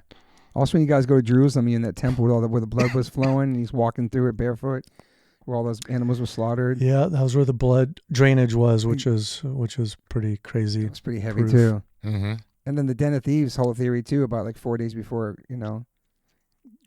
Jesus was crucified. Yeah, and that's one of those, again, I didn't know anything about Christianity, but I talk now all the time since making them, anyone who's Christian, I'm like, hey, do you know what happened 4 days before Jesus got crucified? I love asking Christians, why did Jesus get crucified? Oh, he was a zealot. He was a rebel. No, there's a specific event. It's like, it just happened. He gets killed. Like, what happened? And no one talks about it because they don't want to start that conversation, because one leads to the next, leads to the next, leads to the next, which is in the film. Showed in a film that everybody was super controversial, like Last Temptation of Christ. Oh yeah. Yeah, but they don't say what he was doing. They just show that, he, like in Passion of the Christ too. Yeah. He does this event, but doesn't say what's, the context of what's happening in the temple, who the Nazarene movement were about, what does thou shalt not kill, Right. They just go the part where he's walking to his crucifixion. But yeah, it's so much find stuff. out why truly the whole story of why Jesus got crucified. That's crazy. Yeah, and also St. Paul is anti-vegetarian. Yeah, Paul is a controversial, very interesting character. Supposedly, right before he died, he was vegetarian, and it kind of all came to him. That's more of a story from Cam, but yeah, Paul is a very most interesting character of all Christianity. That guy. And then James, Jesus' brother, who was vegetarian. Yeah, another one. No one knows James had a brother. You talk to people who've gone to church their whole life. Jesus had a brother named James that took on. It wasn't just he had a brother. It literally took his movement on after he died. That's fully documented. And why does no one talk about this? He should be revered almost as much as Jesus, because he just carried the movement on. And then he died in the temple, doing the same thing Jesus did. Killed by the same priest. The same priests, doing the same thing, wanting to take the temple down. And that was something that was shocking that I didn't know of, and most people don't know about. And one of the reasons is anytime you see James written in the Bible, it's connected to it that he eats only plants and fruits and vegetables. And so they don't want that out. Yeah. It's crazy. Like I said earlier, they talk about, he ate fish, but that wasn't an animal. They didn't consider that animal back then. Yeah, it's crazy. That's funny. It's crazy. And then what would Jesus do? The whole thing with Christianity. That's this thing it's a whole, I don't know, some underlying thing that people always ask. Yeah, and also, I was going to say this sometime, I'll say it now. What we're doing right now is we were going to have this in the film. We're in the process of looking. We found a few people to do this. If anyone's listening, you might know someone. We're starting off with 3 Christians that are ideally either pastors or, really true, quote unquote, true Christians. And they think it's okay to eat animals and eat meat. We're looking for them to raise a couple ducks or rabbits or whatever animals from birth that we'll rescue and give them. And they will raise the animals for 3 to 6 months till a certain time where they normally get killed. And then document them killing the animal the way Jesus or a Christian would, to show what is the Christian way and to see if they fully align with it. So we're looking for 3 Christians to do this. We might already have 2. Wow, and that's going to be, because people always talk about scripture at the bottom line. If you really think you can be spiritual and you can eat animals, let's see it and let's document it. If you really think plants are the same as animals, okay. We'll put a little strawberry patch next to this baby duck, couple ducks, couple chickens, whatever, and then after 6 months, pick some strawberries. We'll film you, and then with the animal, look the animal. When you kill it, you have to look the animal in the eye and kill it, and see what would Jesus do then? Because that's where it comes to, like, no more theory. Screw the theoretical. Right. Let's literally see, and that's what's cool about this. That's an incredible challenge. Yeah. So you got 2 so far? If anyone knows someone listening to this podcast. Yeah, if anyone or know a Christian that they say, it's okay, and it's blasphemy that they're saying that Jesus didn't. Info at Christspiracy, and see. We're definitely looking. It's going to be powerful, man. It's going to be like a mini documentary showing them raising the animals, naming them, playing with them, And at the end, end, have to kill the animals with their bare hands. No, they can kill the animal any way they want. They can kill the animal any they want. But at the end, they're going to be able to give it mercy or kill it. Either way, what would Jesus do? And then they get to decide. At the end of the day, at the very end, we'll see if we, if they're really going to kill if we rescue. But first off, we'll see. So, dude, that's incredible. Oh yeah. I always thought about hunters, like, why can't you just go out there with your bare hands and chase down a bear or a deer? Let's see you go one-on-one and just kill it. Yeah, that's not going to happen. We had we had a hilarious section. It was mostly like the part you saw about hunting was serious, and we had Damien Mander in it. Yeah, serious. He's the we had this part that was about 3 minutes that was all funny about how stupid hunting is, about how it's a sport. And I was saying we had an animation where Joe Rogan's a big hunter. He's playing ping pong with a deer. It's an animation, and the deer all of a sudden loses his ping pong paddle, because that's like they have, and then we had a couple other things to show how ridiculous one-sided hunting is. Damn. But we'll release that soon. Also, the private investigator here, Ryan, I won't say his last name. I know him. He's from the hardcore scene. Yeah, he is with Keegan. Yeah. You probably know his OG New York dude, man. Yeah, it's so funny hearing his old story, and he's a wild dude. He's legit though, man, for the animals, dude. Yeah, and that part I didn't realize it too. I saw him in another one of your docs, I think, before. He's in With Health too. Yeah. And so in that film, when we got ransacked. Yes. I wanted to do this anyway, but that instigator, like, hey Ryan, we want to do a full FOIA, Freedom of Information Act, to see if I've been followed or films have been followed. It looks like that only took a week or two to do. That was a 6-month process of them doing it. It took $30,000 of us paying him and his team to look in to see that sure enough, some of the people in the industry were following us, tracking our films. So did you ever confront people that were following you? The one guy followed you outside your house that time? Yeah. No. And it was always... until it happened, I always just thought I was being paranoid. Mm-hmm. And then it got to a point where particularly the drones was happening so often, I made fun of it. So I'd have people over, I would wave at it. Because then it was ridiculous. You weren't scared? I wasn't scared because, I don't know. And at that time, drones were popular and like people, Plus, you used to hang on the Tenderloin, bro. Yeah, and that's the thing is it hardened me up to like, totally. Okay, if it is. And then once it happened, that was months, that drone. And the next day, boom, never saw the drone again. And then all of a sudden, like, oh yeah, that happened. That was real. I wasn't paranoid. And then most people ask this, did you ever find out who it was? Yeah. No. And we filed, there's police suits that we filed. It happened to Cam, which is crazy. That happened to my place in San Francisco. It happened to Cam 4 days later. And that's earlier on in the film of making it, that it seems in the film. And that was shocking because Cam was basically living in his van.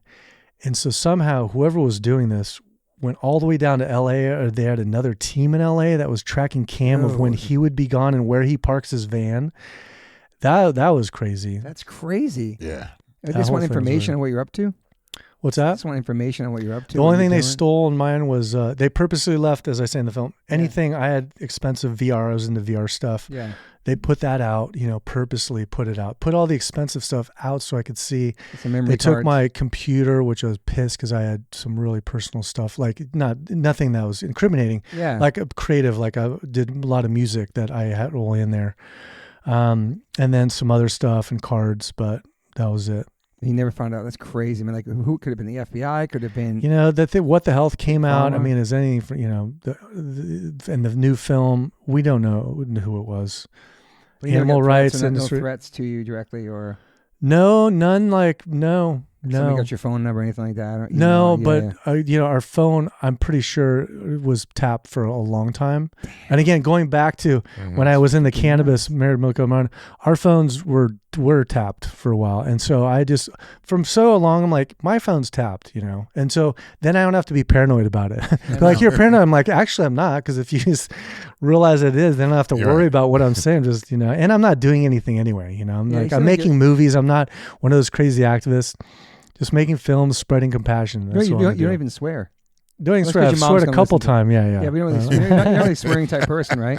I do my best not to. Yeah. You seem like you have nothing to hide. It's like just I had nothing to hide. And all the stuff that they saw, I've done nothing. Like making movies, that's the most. So, but this is the one that seems like the most controversial, probably.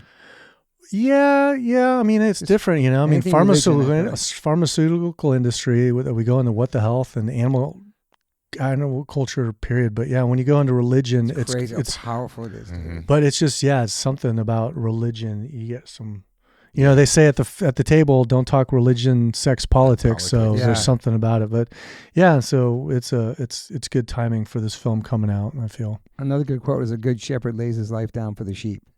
I love that.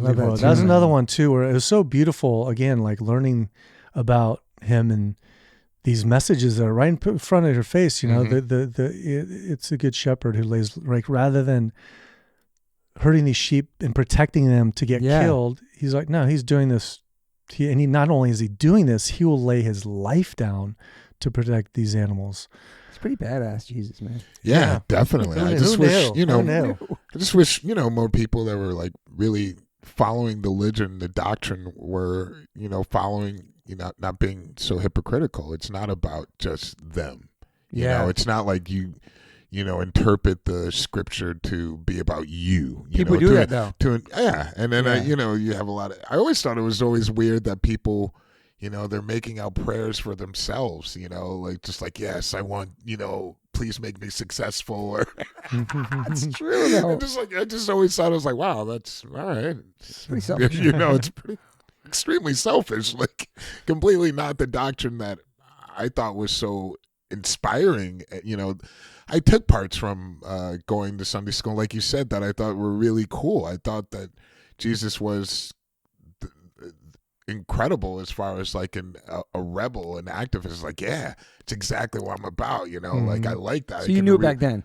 Oh yeah. Okay. I mean, I read that, but like I was the one always asking all the questions. I was like, yeah, these dudes are like a band of rebels that were just like creating chaos. Like, and people are just like, the system was just like not having it. And then the end. But you didn't know about Den of Thieves and stuff like that? You probably know Den of Thieves, but just the story that, because he was known as a rebel, turned over the tables. Yeah. They just said it was about the money. Yeah.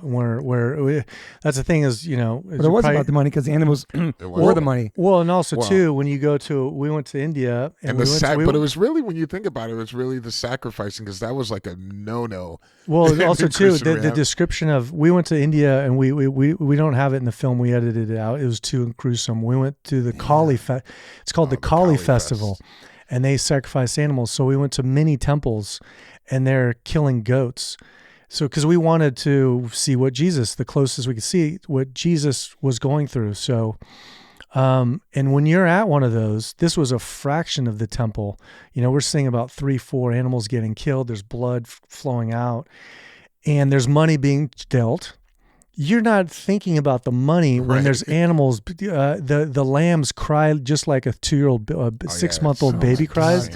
And so when you imagine this, times that by 100,000, if there's hundreds of thousands of animals being killed in a confined space, as it was described, blood up to their ankles. That's how much blood it was. Do you really think Jesus was concerned about some money being exchanged when the first, if not fifth commandment was thou shalt not kill? Yeah, man. Period. It does not say thou shalt not kill humans. Yes. It doesn't say thou shalt not exchange, currency or whatever.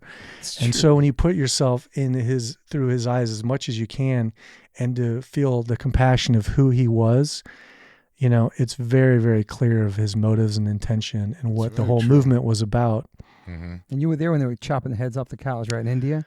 Yeah, and that was the God of my festival. That? That was a whole nother one. Yeah, and that was I like how you made that correlation with Thanksgiving. Where it's just like much more. And that's why we didn't want to have people see it like, oh, these guys are messed up in India, like how screwed they are. Right. Like, hey, no. We prompted that. We said, hey, mention Thanksgiving because we want someone to look at, say how messed up, and then think about themselves.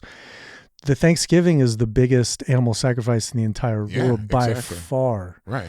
It pales in comparison. Nothing comes close as an animal sacrifice. The only difference is the animals never prayed, the turkey. They're praying over it, legitimately praying over the animal. Every animal has a purpose of why it's being sacrificed for that animal. And here the turkeys are getting sacrificed by some prisoner out of jail, and with nothing prayed. And so, to flip it back on the viewer if they're looking at it. I mean, if you were to argue it, I have to take the other side as far as I don't have to take the other side, but I'm sure there are people who'd be like, well, we're praying at the table. Yeah. Which is I can't stand. And then that's why we love one of my favorite parts is the shaman he's from Colombia in Paraguay when ayahuasca shaman. We say he's vegan. Yeah. And he talks about, and that extended interview is really powerful because he talks about how dense and how flesh is energetically, not only like literally weight-wise energetically, spiritually dense. It's depressing. It's not liberating. And we say, well, what about, it's full of fear, on and on. Yeah. What about when people pray for it? Does that resolve? And he just laughs. He's like, you prayed to God. Did you pray to the animal? Like, what did the animal? And then when people say that, it's like, imagine, it's all about, like, I think vegans do. It's tough because you put yourself in the animal's position. So say we're the animal, say someone like a Jeffrey Dahmer or someone is going to kill you and eat you. Okay, Sue, that's so messed up. That's so screwed. But the last thing, if you're gonna kill me and eat me, okay, do not dare pray that you're thanking me, That's the part where it takes a whole nother level. Like, just eat me and do your thing and say it's because you had to eat your protein and that, but don't you dare pray, and don't you dare thank me for offering my life, because I didn't, that animal didn't. It's true. And so the whole praying thing, I can't stand, where it's like, come on, anyway. I was just thinking about the Last Supper too, because that's in there as well. We talk about Thanksgiving. Mm-hmm. Is that, I think the Last Supper kind of inspired like the big meals and the meat and the table. I never thought about that. Maybe not, probably not. But I think about the Last Supper looks like a Thanksgiving dinner. But also we're thinking about the bread and the wine. It wasn't animals. It was, the wine was the blood, the bread was the body, whatever. Mm-hmm. Yeah, so no more animal flesh. This bread will represent my flesh, being Jesus. Eat this bread instead. It's my body. You don't have to eat animal flesh anymore. Eat this bread. This represents it. Yeah. Don't have to eat blood anymore. This fluid now represents my blood. This in honor. Yes, Jesus died for your sins, so you don't have to kill an animal to resolve your sins. Leave animals out of it. Yeah. Right. What was that they gave you when you got up to the front? It's like one of those I would never drink a wafer or sacrament. Yeah, I would never drink the wine. Did you ever drink the wine? I never did. We didn't have wine in our church. It was like nobody was drinking in our church. So it was, and white churches that I went to, I was like, damn, that's real wine. Yeah, it was like, I never drank it. It was they used grapefruit. We had wine at our church. I never drank it, but I was at those little wafers. I think Catholics, they're real wine. Yeah, it was real wine. No, it was real wine. At our church, at my church, it was not. It was I never drank that all shit. black. Because we're saying the blood of Christ. Not Catholic church. Why are you drinking something that's called blood? But I would have the stupid wafers, whatever. Yeah, I didn't do the wafers. I hated church so much, man. But this movie really opened my mind to Christ and everything. It just really, I never read the Bible before. That's cool. It really opened my mind. It's really incredible stories. I want everybody to see it. It's fun too, because we did all these smaller screenings where you get to see people firsthand, and so many people come up after, and just like you, they went to church and then like get away from it. They say, you know what? Thank you, because I feel I have a friend come back in my life, Jesus, where I kind of disowned him because I just wanted to get from religion, and now I feel closer to him again. So thank you. And that's really cool, because people think some people, it's called Christspiracy. We're going to bash Christian. It's like, no, it's just honoring the essence of who this person, whatever you want to call him, deity is.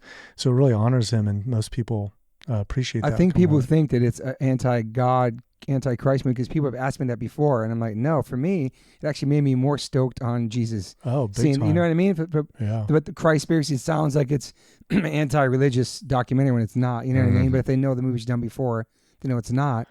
But it's not an anti-religion documentary at all. Definitely not. Like, I learned so much about all the religions in this documentary. Yeah, it's very educational, and it made me more open-minded to even thinking that Jesus was here.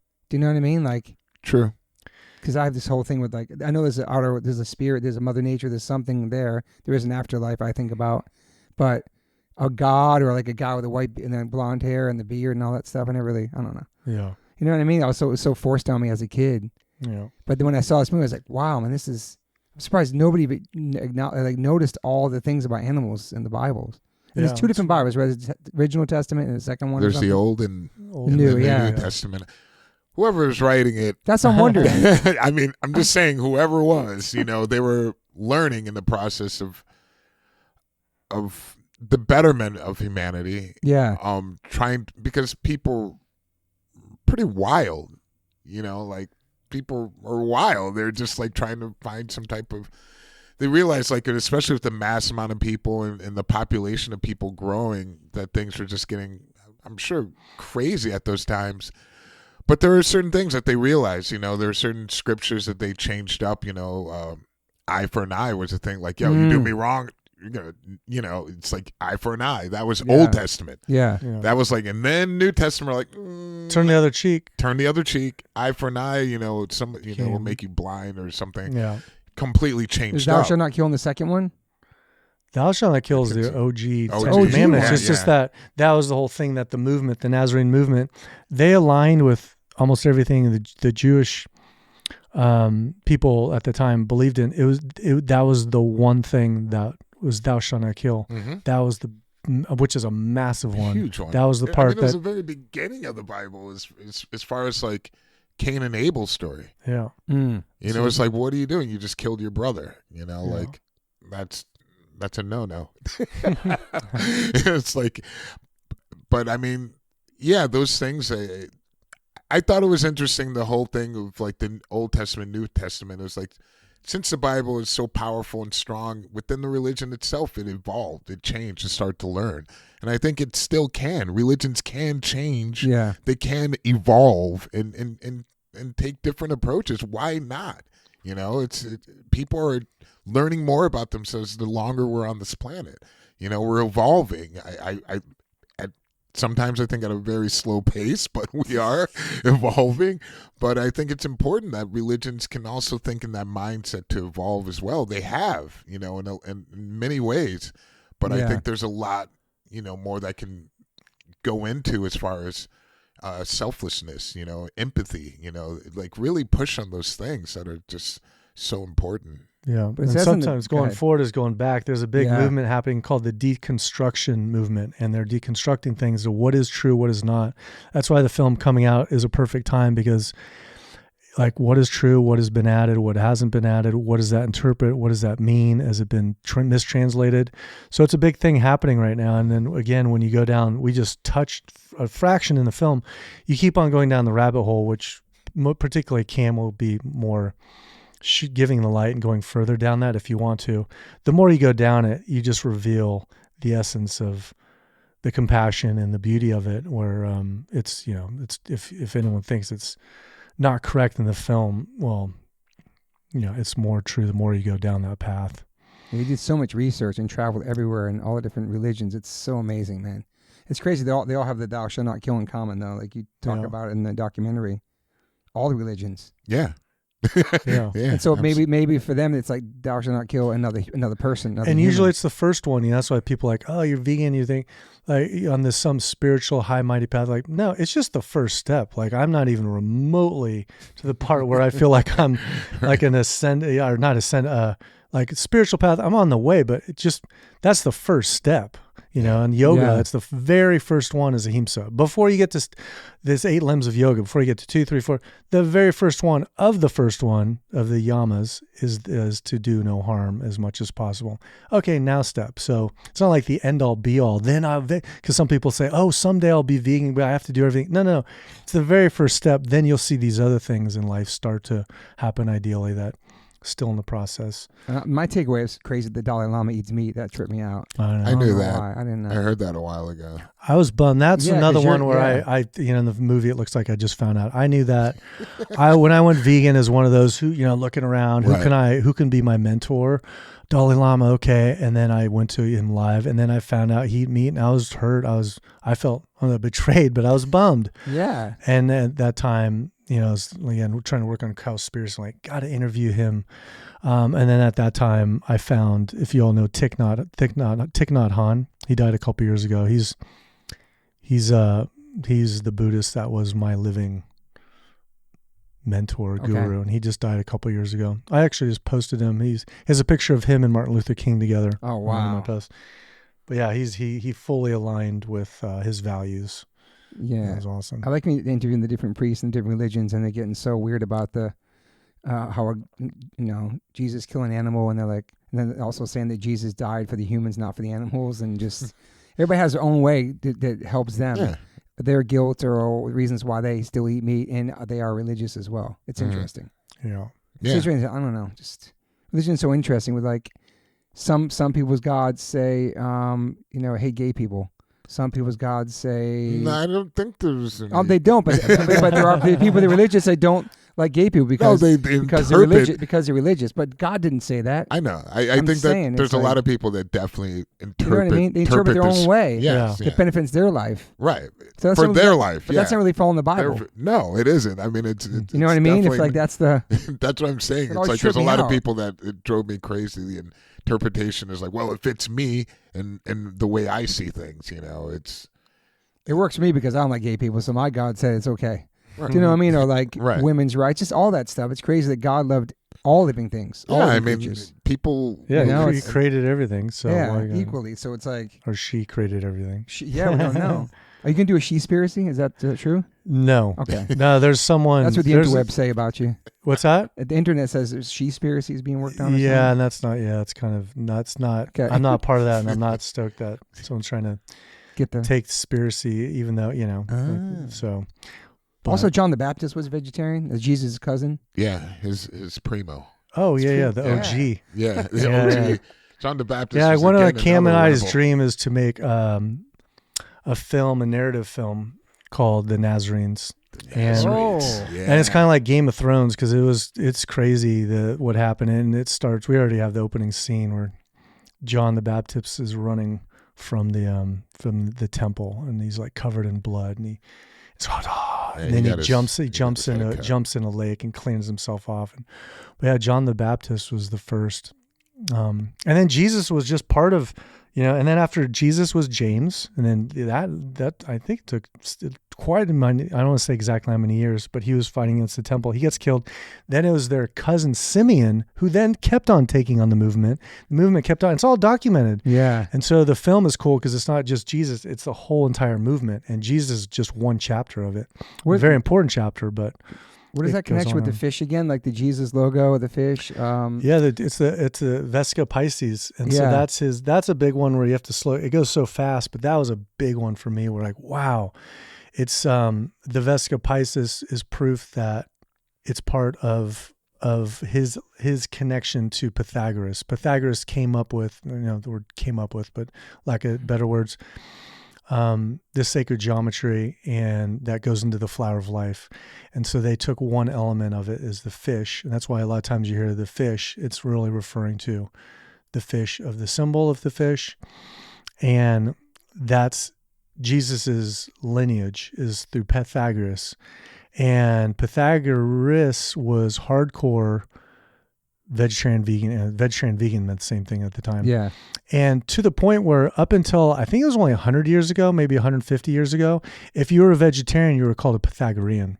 That's how synonymous they were. And so to link Jesus in a very strong way to Pythagoras shows the lineage of what a lot of their morals came from. And so there's a very direct link to that's what their symbol is that Pisces symbol. Did you have to read the Bible for this documentary, or you had read it before? No, and that part's not even in the Bible. But I'm saying you. I have not. No, I still and that's why anything where it gets into biblicals, I give that to Cam because I'm not going to pretend I know. I'm still learning. I just know these things. We came from a lot of the historical documentation. Josephus is a historical, so I went really deep into it, but I didn't read the Bible. Maybe I'd like to sometime, but it's not something that. You must have learned so much. I mean, I learned so much from it. Yeah, I learned so much. Still am, yeah. Well, besides all the documentaries, how's your life? How are you? Great. Yeah, just grateful to be doing this and this film coming out, and grateful. Are you working on something new right now, too? I was working on releasing this and then percolating on meditate. There's things in the works that I'm feeling really great about. And so we'll see when the time is right and stuff, but there's things happening. I'll say this though, the Spiracy, I'll know one thing, the Spiracy series, if you will, is trilogy. Done. Trilogy with a quadrilogy with a Seaspiracy. That I feel is complete. I mean, there'll be something that's like Rolling Stones coming out, and then we'll do another one. But if it took 10 years to do these 11. I want, looking to do something different. Have they changed your life doing all these documentaries? Some sort of way? Yes and no. Some ways, learning a lot. Yeah. Learning a lot, being more empathetic to things, and have I feel really good where the movement's at. I feel, compared to 10 years ago, Cowspiracy come out. Yeah. There's one thing where it's complete ignorance. And so you're seeing this carnivore movement happening. It's a flash in the pan, I see overall the trajectory of the movement and our connection to animals, particularly with this film coming out. There's going to be this big spiritual connection that we're going to see that's going to really come out over these next 5 to 10 years, along with, fermented foods, like mushrooms turning into meat. Particularly, that's my favorite alternative meat things. So all these things where there's just no excuse not to not eat animals. Yeah. And I'm feeling really great about that. So that's nice. Yeah, it's like a convenience thing for a lot of people too, I think too. Or just people that are kind of like just set in their ways and scared to try new things. But I think moving forward, there's going to be so much of it. It's like everybody's going to try it. Let's try it, Yeah. And with the new generation, it's always that new generation that comes up. I feel even more there's the Generation Z, and then the next one's the Alpha, which is like almost like the reset. When it's Alpha, it goes from Z to A. That's a powerful thing. And whoever's naming, they're like, wow, went to, X and Z. And that generation, that's a special one. I feel there's a lot of like literally enlightened beings where you can't hide anything from them because they're 2 years old and everything is there. The truth is there. And any times with our films we've worked on, it's a matter of time. You can fight it. What the hell, Cowspiracy? You can fight it for a little bit. The truth reveals itself. Christspiracy, and the truth, that is the truth. And so they're gonna grow up into this, and the connection of everything's getting closer, and we're really connected now with internet. Or even imagine in 15, 20 years, we're even more connected to that. We have no choice but to really, be in harmony with each other. And I feel that's fully extending animals. So yeah, in one way I'm feeling great about that. Is it hard for you to not always constantly be thinking about things and shut your brain off? No, because a lot of stuff I've kind of like transferred. I like to think and feel about great things because I feel about manifestation. I really believe, setting an energetic field, a vibration, and an energetic, like staying in that makes me feel good, and it radiates, and it does the best for the movement of. If we can have everyone in those harmonics across the whole world, and we're in that, and you're already living it, it's not going to happen, it already happened, then it makes life easy. So usually my thoughts and my feelings are in that state. So it's been pretty fun, which again, coming from a place where it used to be not that, it's nice to be, I'm grateful for where I'm at now, with that being said. Are you an optimist? Yeah, I guess so. An optimist where, it just feels better to be that way too. It's almost like a selfish reason. And I feel the more I learn about, again, going back, manifesting things, it's not even about optimism. It's like being an activist. It literally helps the electromagnetic field if you're irradiating a vibration what does peace look like? What does it sound like? What does it feel like? What is that? And if you're already there and the next person's there and the next person there, imagine, you're in a room of 30 people there. You can feel it. Okay. And then spread out. So I feel, it's easy to do, and it's a fun state to be in. Yeah, I just saw something that, what's his name again? Brian, the guy that's reversing his Brian life. Johnson. Yeah, I saw he did something in LA that day. It was like all these people, and he spoke to all these people. It looked such like a positive group of people, and he's telling his story. Everybody's eating his food. I don't know if you saw that. He had a big thing and that in LA. was cool in the documentary where he made the connection too, that at the end where he was just doing the solo, and then he read somewhere that your longevity lasts like 20-30% longer with community. Right. And they barely touched that in the film because I think it happened because I can tell when movies are done and they add a part to it. Yeah. That happened after they stopped filming, but it really hit him life is about community, and and that connection with the son was really beautiful, dude. Yeah, that nice was cool as well. Like that was something that I think he needed and learned and realized it was like something like, wow, this. And again, like you were saying, with that connection with his group of people, and I think a lot of people that were in the film were saying like, oh, it must be a lonely life. Yeah, like yeah, it started off like really lonely. In his like bubble. And I was like, that's very true. But I was like, I think he learned something from it. And I noticed that as well. I think that too, because that's an amazing director, that guy. He's I want to meet that guy sometime. He did Fire. He did, what was the other documentary? He did some amazing documentaries. You want to continue on the path of documentaries, or are you? Yeah, I also want to explore. I have a couple. I want to explore like narratives, like that Nazarene film would be amazing. That'd be sick.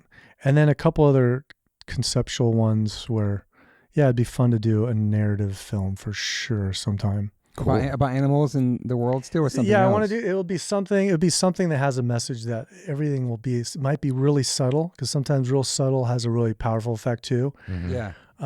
But there's a couple awesome stories that pondering of narrative. The narrative, not anytime. I don't know. It's happened. Already happened. Because you did join the club too. That's the other one. Yeah, that Join the Club, which is originally called Cannabis Buyers Club. That was originally a 4-part series that's a film now called Join the Club, and that's going on the film circuit now, the film festival. So and that's a great film too. He passed away during or before?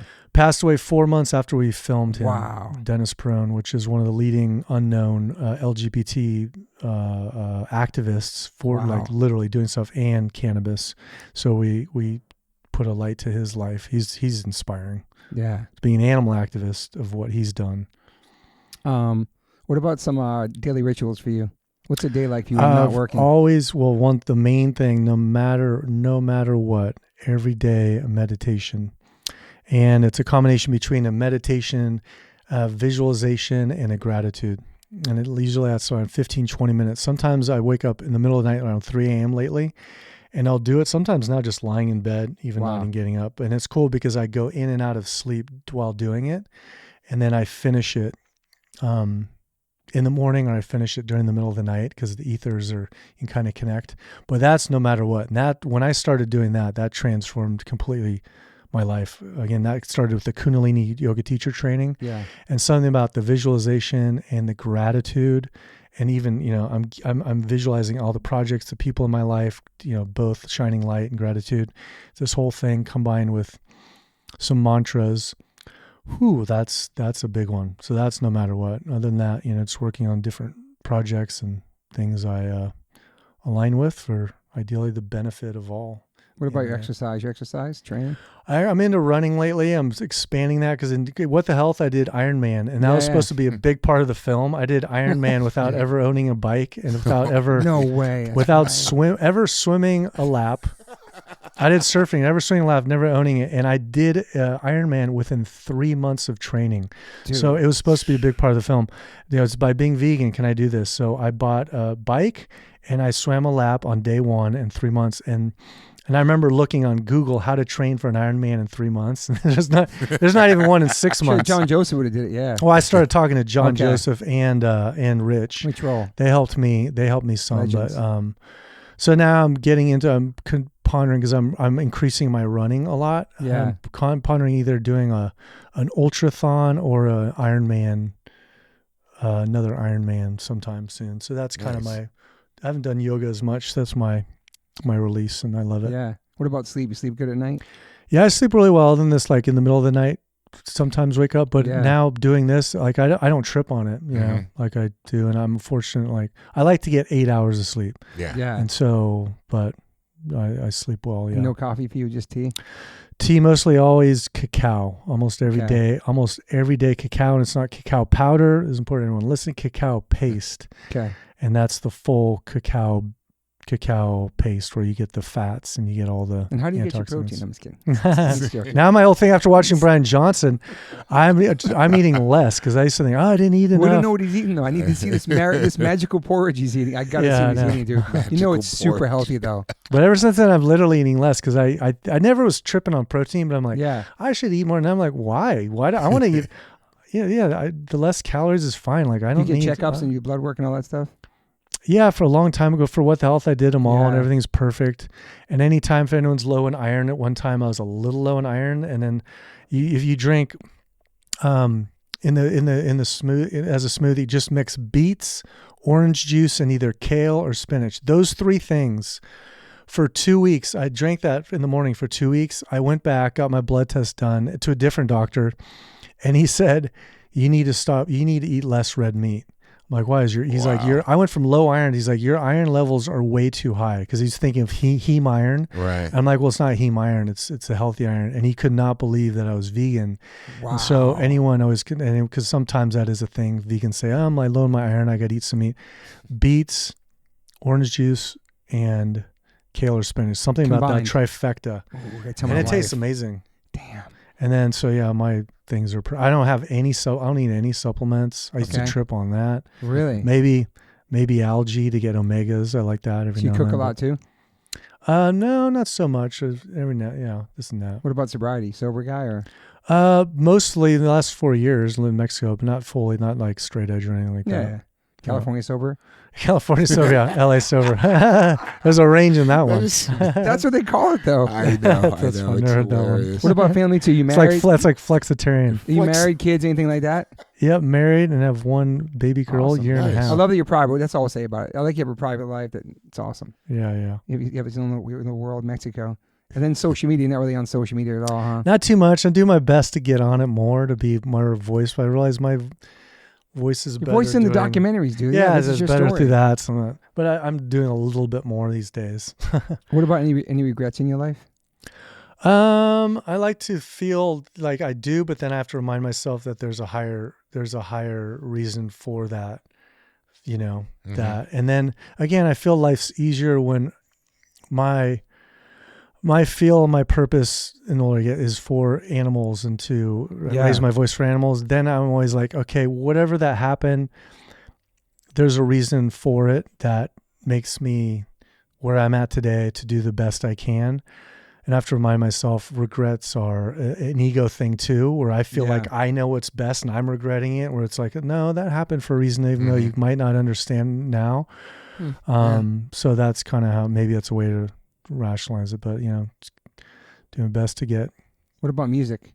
What kind of music do you like? I used to be a hardcore Grateful Dead head, big time. A Deadhead, LSD. Oh wow, it's helped me in these films actually. A lot of these and Pink Floyd. So I was really into psychedelic. Damn. And what you see too in even the films, where I like to go, having films, especially Christspiracy, going on a full adventure. And that's kind of based in like making movies where you purposely go on tangents, where someone's like, oh, you just go on too many tangents. Like, that's the style, that's Grateful Dead. You go on a journey, it takes you to drum space, and then all of a sudden you come back and like, whoa, where'd I just go? And so that's helped the film journey. But that's more type of mellow type of music you like. No and then hard I love rock or nothing. No, but like I said, it started in Ozzy Osbourne, all that kind of stuff, and then I got into I love old country. I want to do a country psychedelic band sooner than later, where it combines those two elements, like Johnny Cash, Chris Christopherson, combined with like. What would you do in the band? I'd play guitar. I'd play some guitar, pretend to sing, but then have incredible singers around. Kind of like I do with film. Like I have a vision in that, and then surround yourself with super talented people.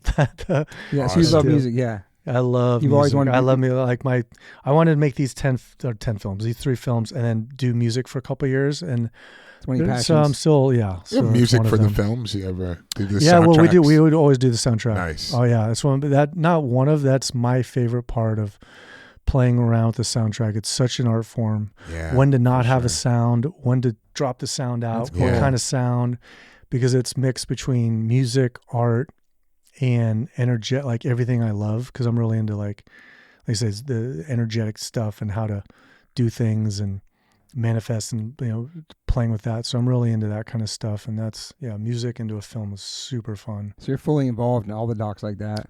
Oh yeah. Yeah. And editing as well. And editing, yeah. And editing helps with all the other than Allie's not a musician, but editing is such a musical thing of timing, when to pace, when to time, when to the climax of a certain thing, when to drop the sound out, when to raise the energy, when to take it out. There's too much of that space, one of my favorite quotes from Jerry Garcia, Grateful Dead. It's not the notes you play.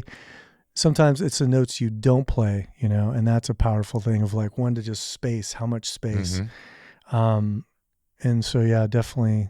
Would you do that for other movies too? Like score some other films that weren't yours? with talented, which we work with talented musicians. I love that. I feel it's one of my stronger points of working with, of how to drop things in and out and fade out, come in, what kind of music is there with that. I love that. Yeah, I'd love to work with people more on that, actually. What's the last concert you went to? Dead and Company at the Sphere. Yeah, of course. Oh, the Sphere, really? Yeah. Well, that was not too long ago, was it? Yeah, no. I heard the Sphere is awesome, actually. Yeah, it's cool. It's trippy. Are you rocking tie-dye and stuff like that when you go? No, not too much. Although I would. I like the long hair, too. Yeah. How old are you now? 52. Oh, 52. Look at you. I normally wouldn't tell anyone, but I'm now sorry. it's out. No, you're looking good, though. Well, I think we're all purposely. looking good. Our skin, our everything. We all feel young. And Yeah, I feel better than I do at 52 than honestly I was at 22. I feel this, I can't really think, I couldn't do marathons and triathlons then. Yeah, I'm trying to do a marathon this year, my first one. We're looking good for our You're protein. doing what? You're doing my first marathon this year. I want to do, nice. 55. Awesome. We're looking good for being on these protein deficiency. That's the diets secret. that It's not how do you get your protein. How do you get the least amount of protein? That's the I secret. learned that today, though. And also, Cowspiracy was down to $40,000. Yeah. That's crazy, dude. Yeah. I mean, incredible, man. You're super DIY, super punk rock to me. Like, I don't know. It's, your journey and what you put out there is incredible, man. I appreciate it. Animals appreciate you. We appreciate you. The planet appreciates you. Stella appreciates My dog appreciates you. But everything you've done has been on your own terms and like super punk rock, dude. Whether you like punk rock or not, you're pretty punk rock. I love punk rock. Okay. I love, yeah. You know what I mean? Like, this whole yeah, shit the is attitude like, is 100% there. it's all about, it's not about the, it's the attitude, man. Yeah. I just watched that Bob Dylan movie and it's Bob Dylan's punk rock before punk rock, like the rebel of. How great is that movie? Yeah. And that's kind of that punk rock of, do your thing, you know. I left that movie as a fan of Bob Dylan because I knew, once I got in there, I knew the songs. Mm-hmm. But Timothy killed it. The movie's incredible. I learned so much about him, a poet, and yeah, punk rock as fuck. You know what I mean? Yeah. I think Bruce Springsteen's punk. For sure. His lyrics and everything. You know what I mean? Yeah. It's not just a look or a sound, but yeah. Any more questions for this young man? I don't think so. Let me go through my Awesome. go through my psycho. Oh, the Spear. Oh, Like, Christ, what man. were you going to say about the Spear? Like, it was trippy. Sphere is trippy. Is just with Grateful Dead, usually you are, closing your eyes, or at least I'll speak for myself. So it's sometimes when you're looking at something that they're projecting for you, Right. a lot of times you are interpreting through your brain or whatever, what you're seeing and stuff, you know, because it's a psychedelic thing. So it was super cool though. I mean, definitely recommend doing it sometime. Mm-hmm.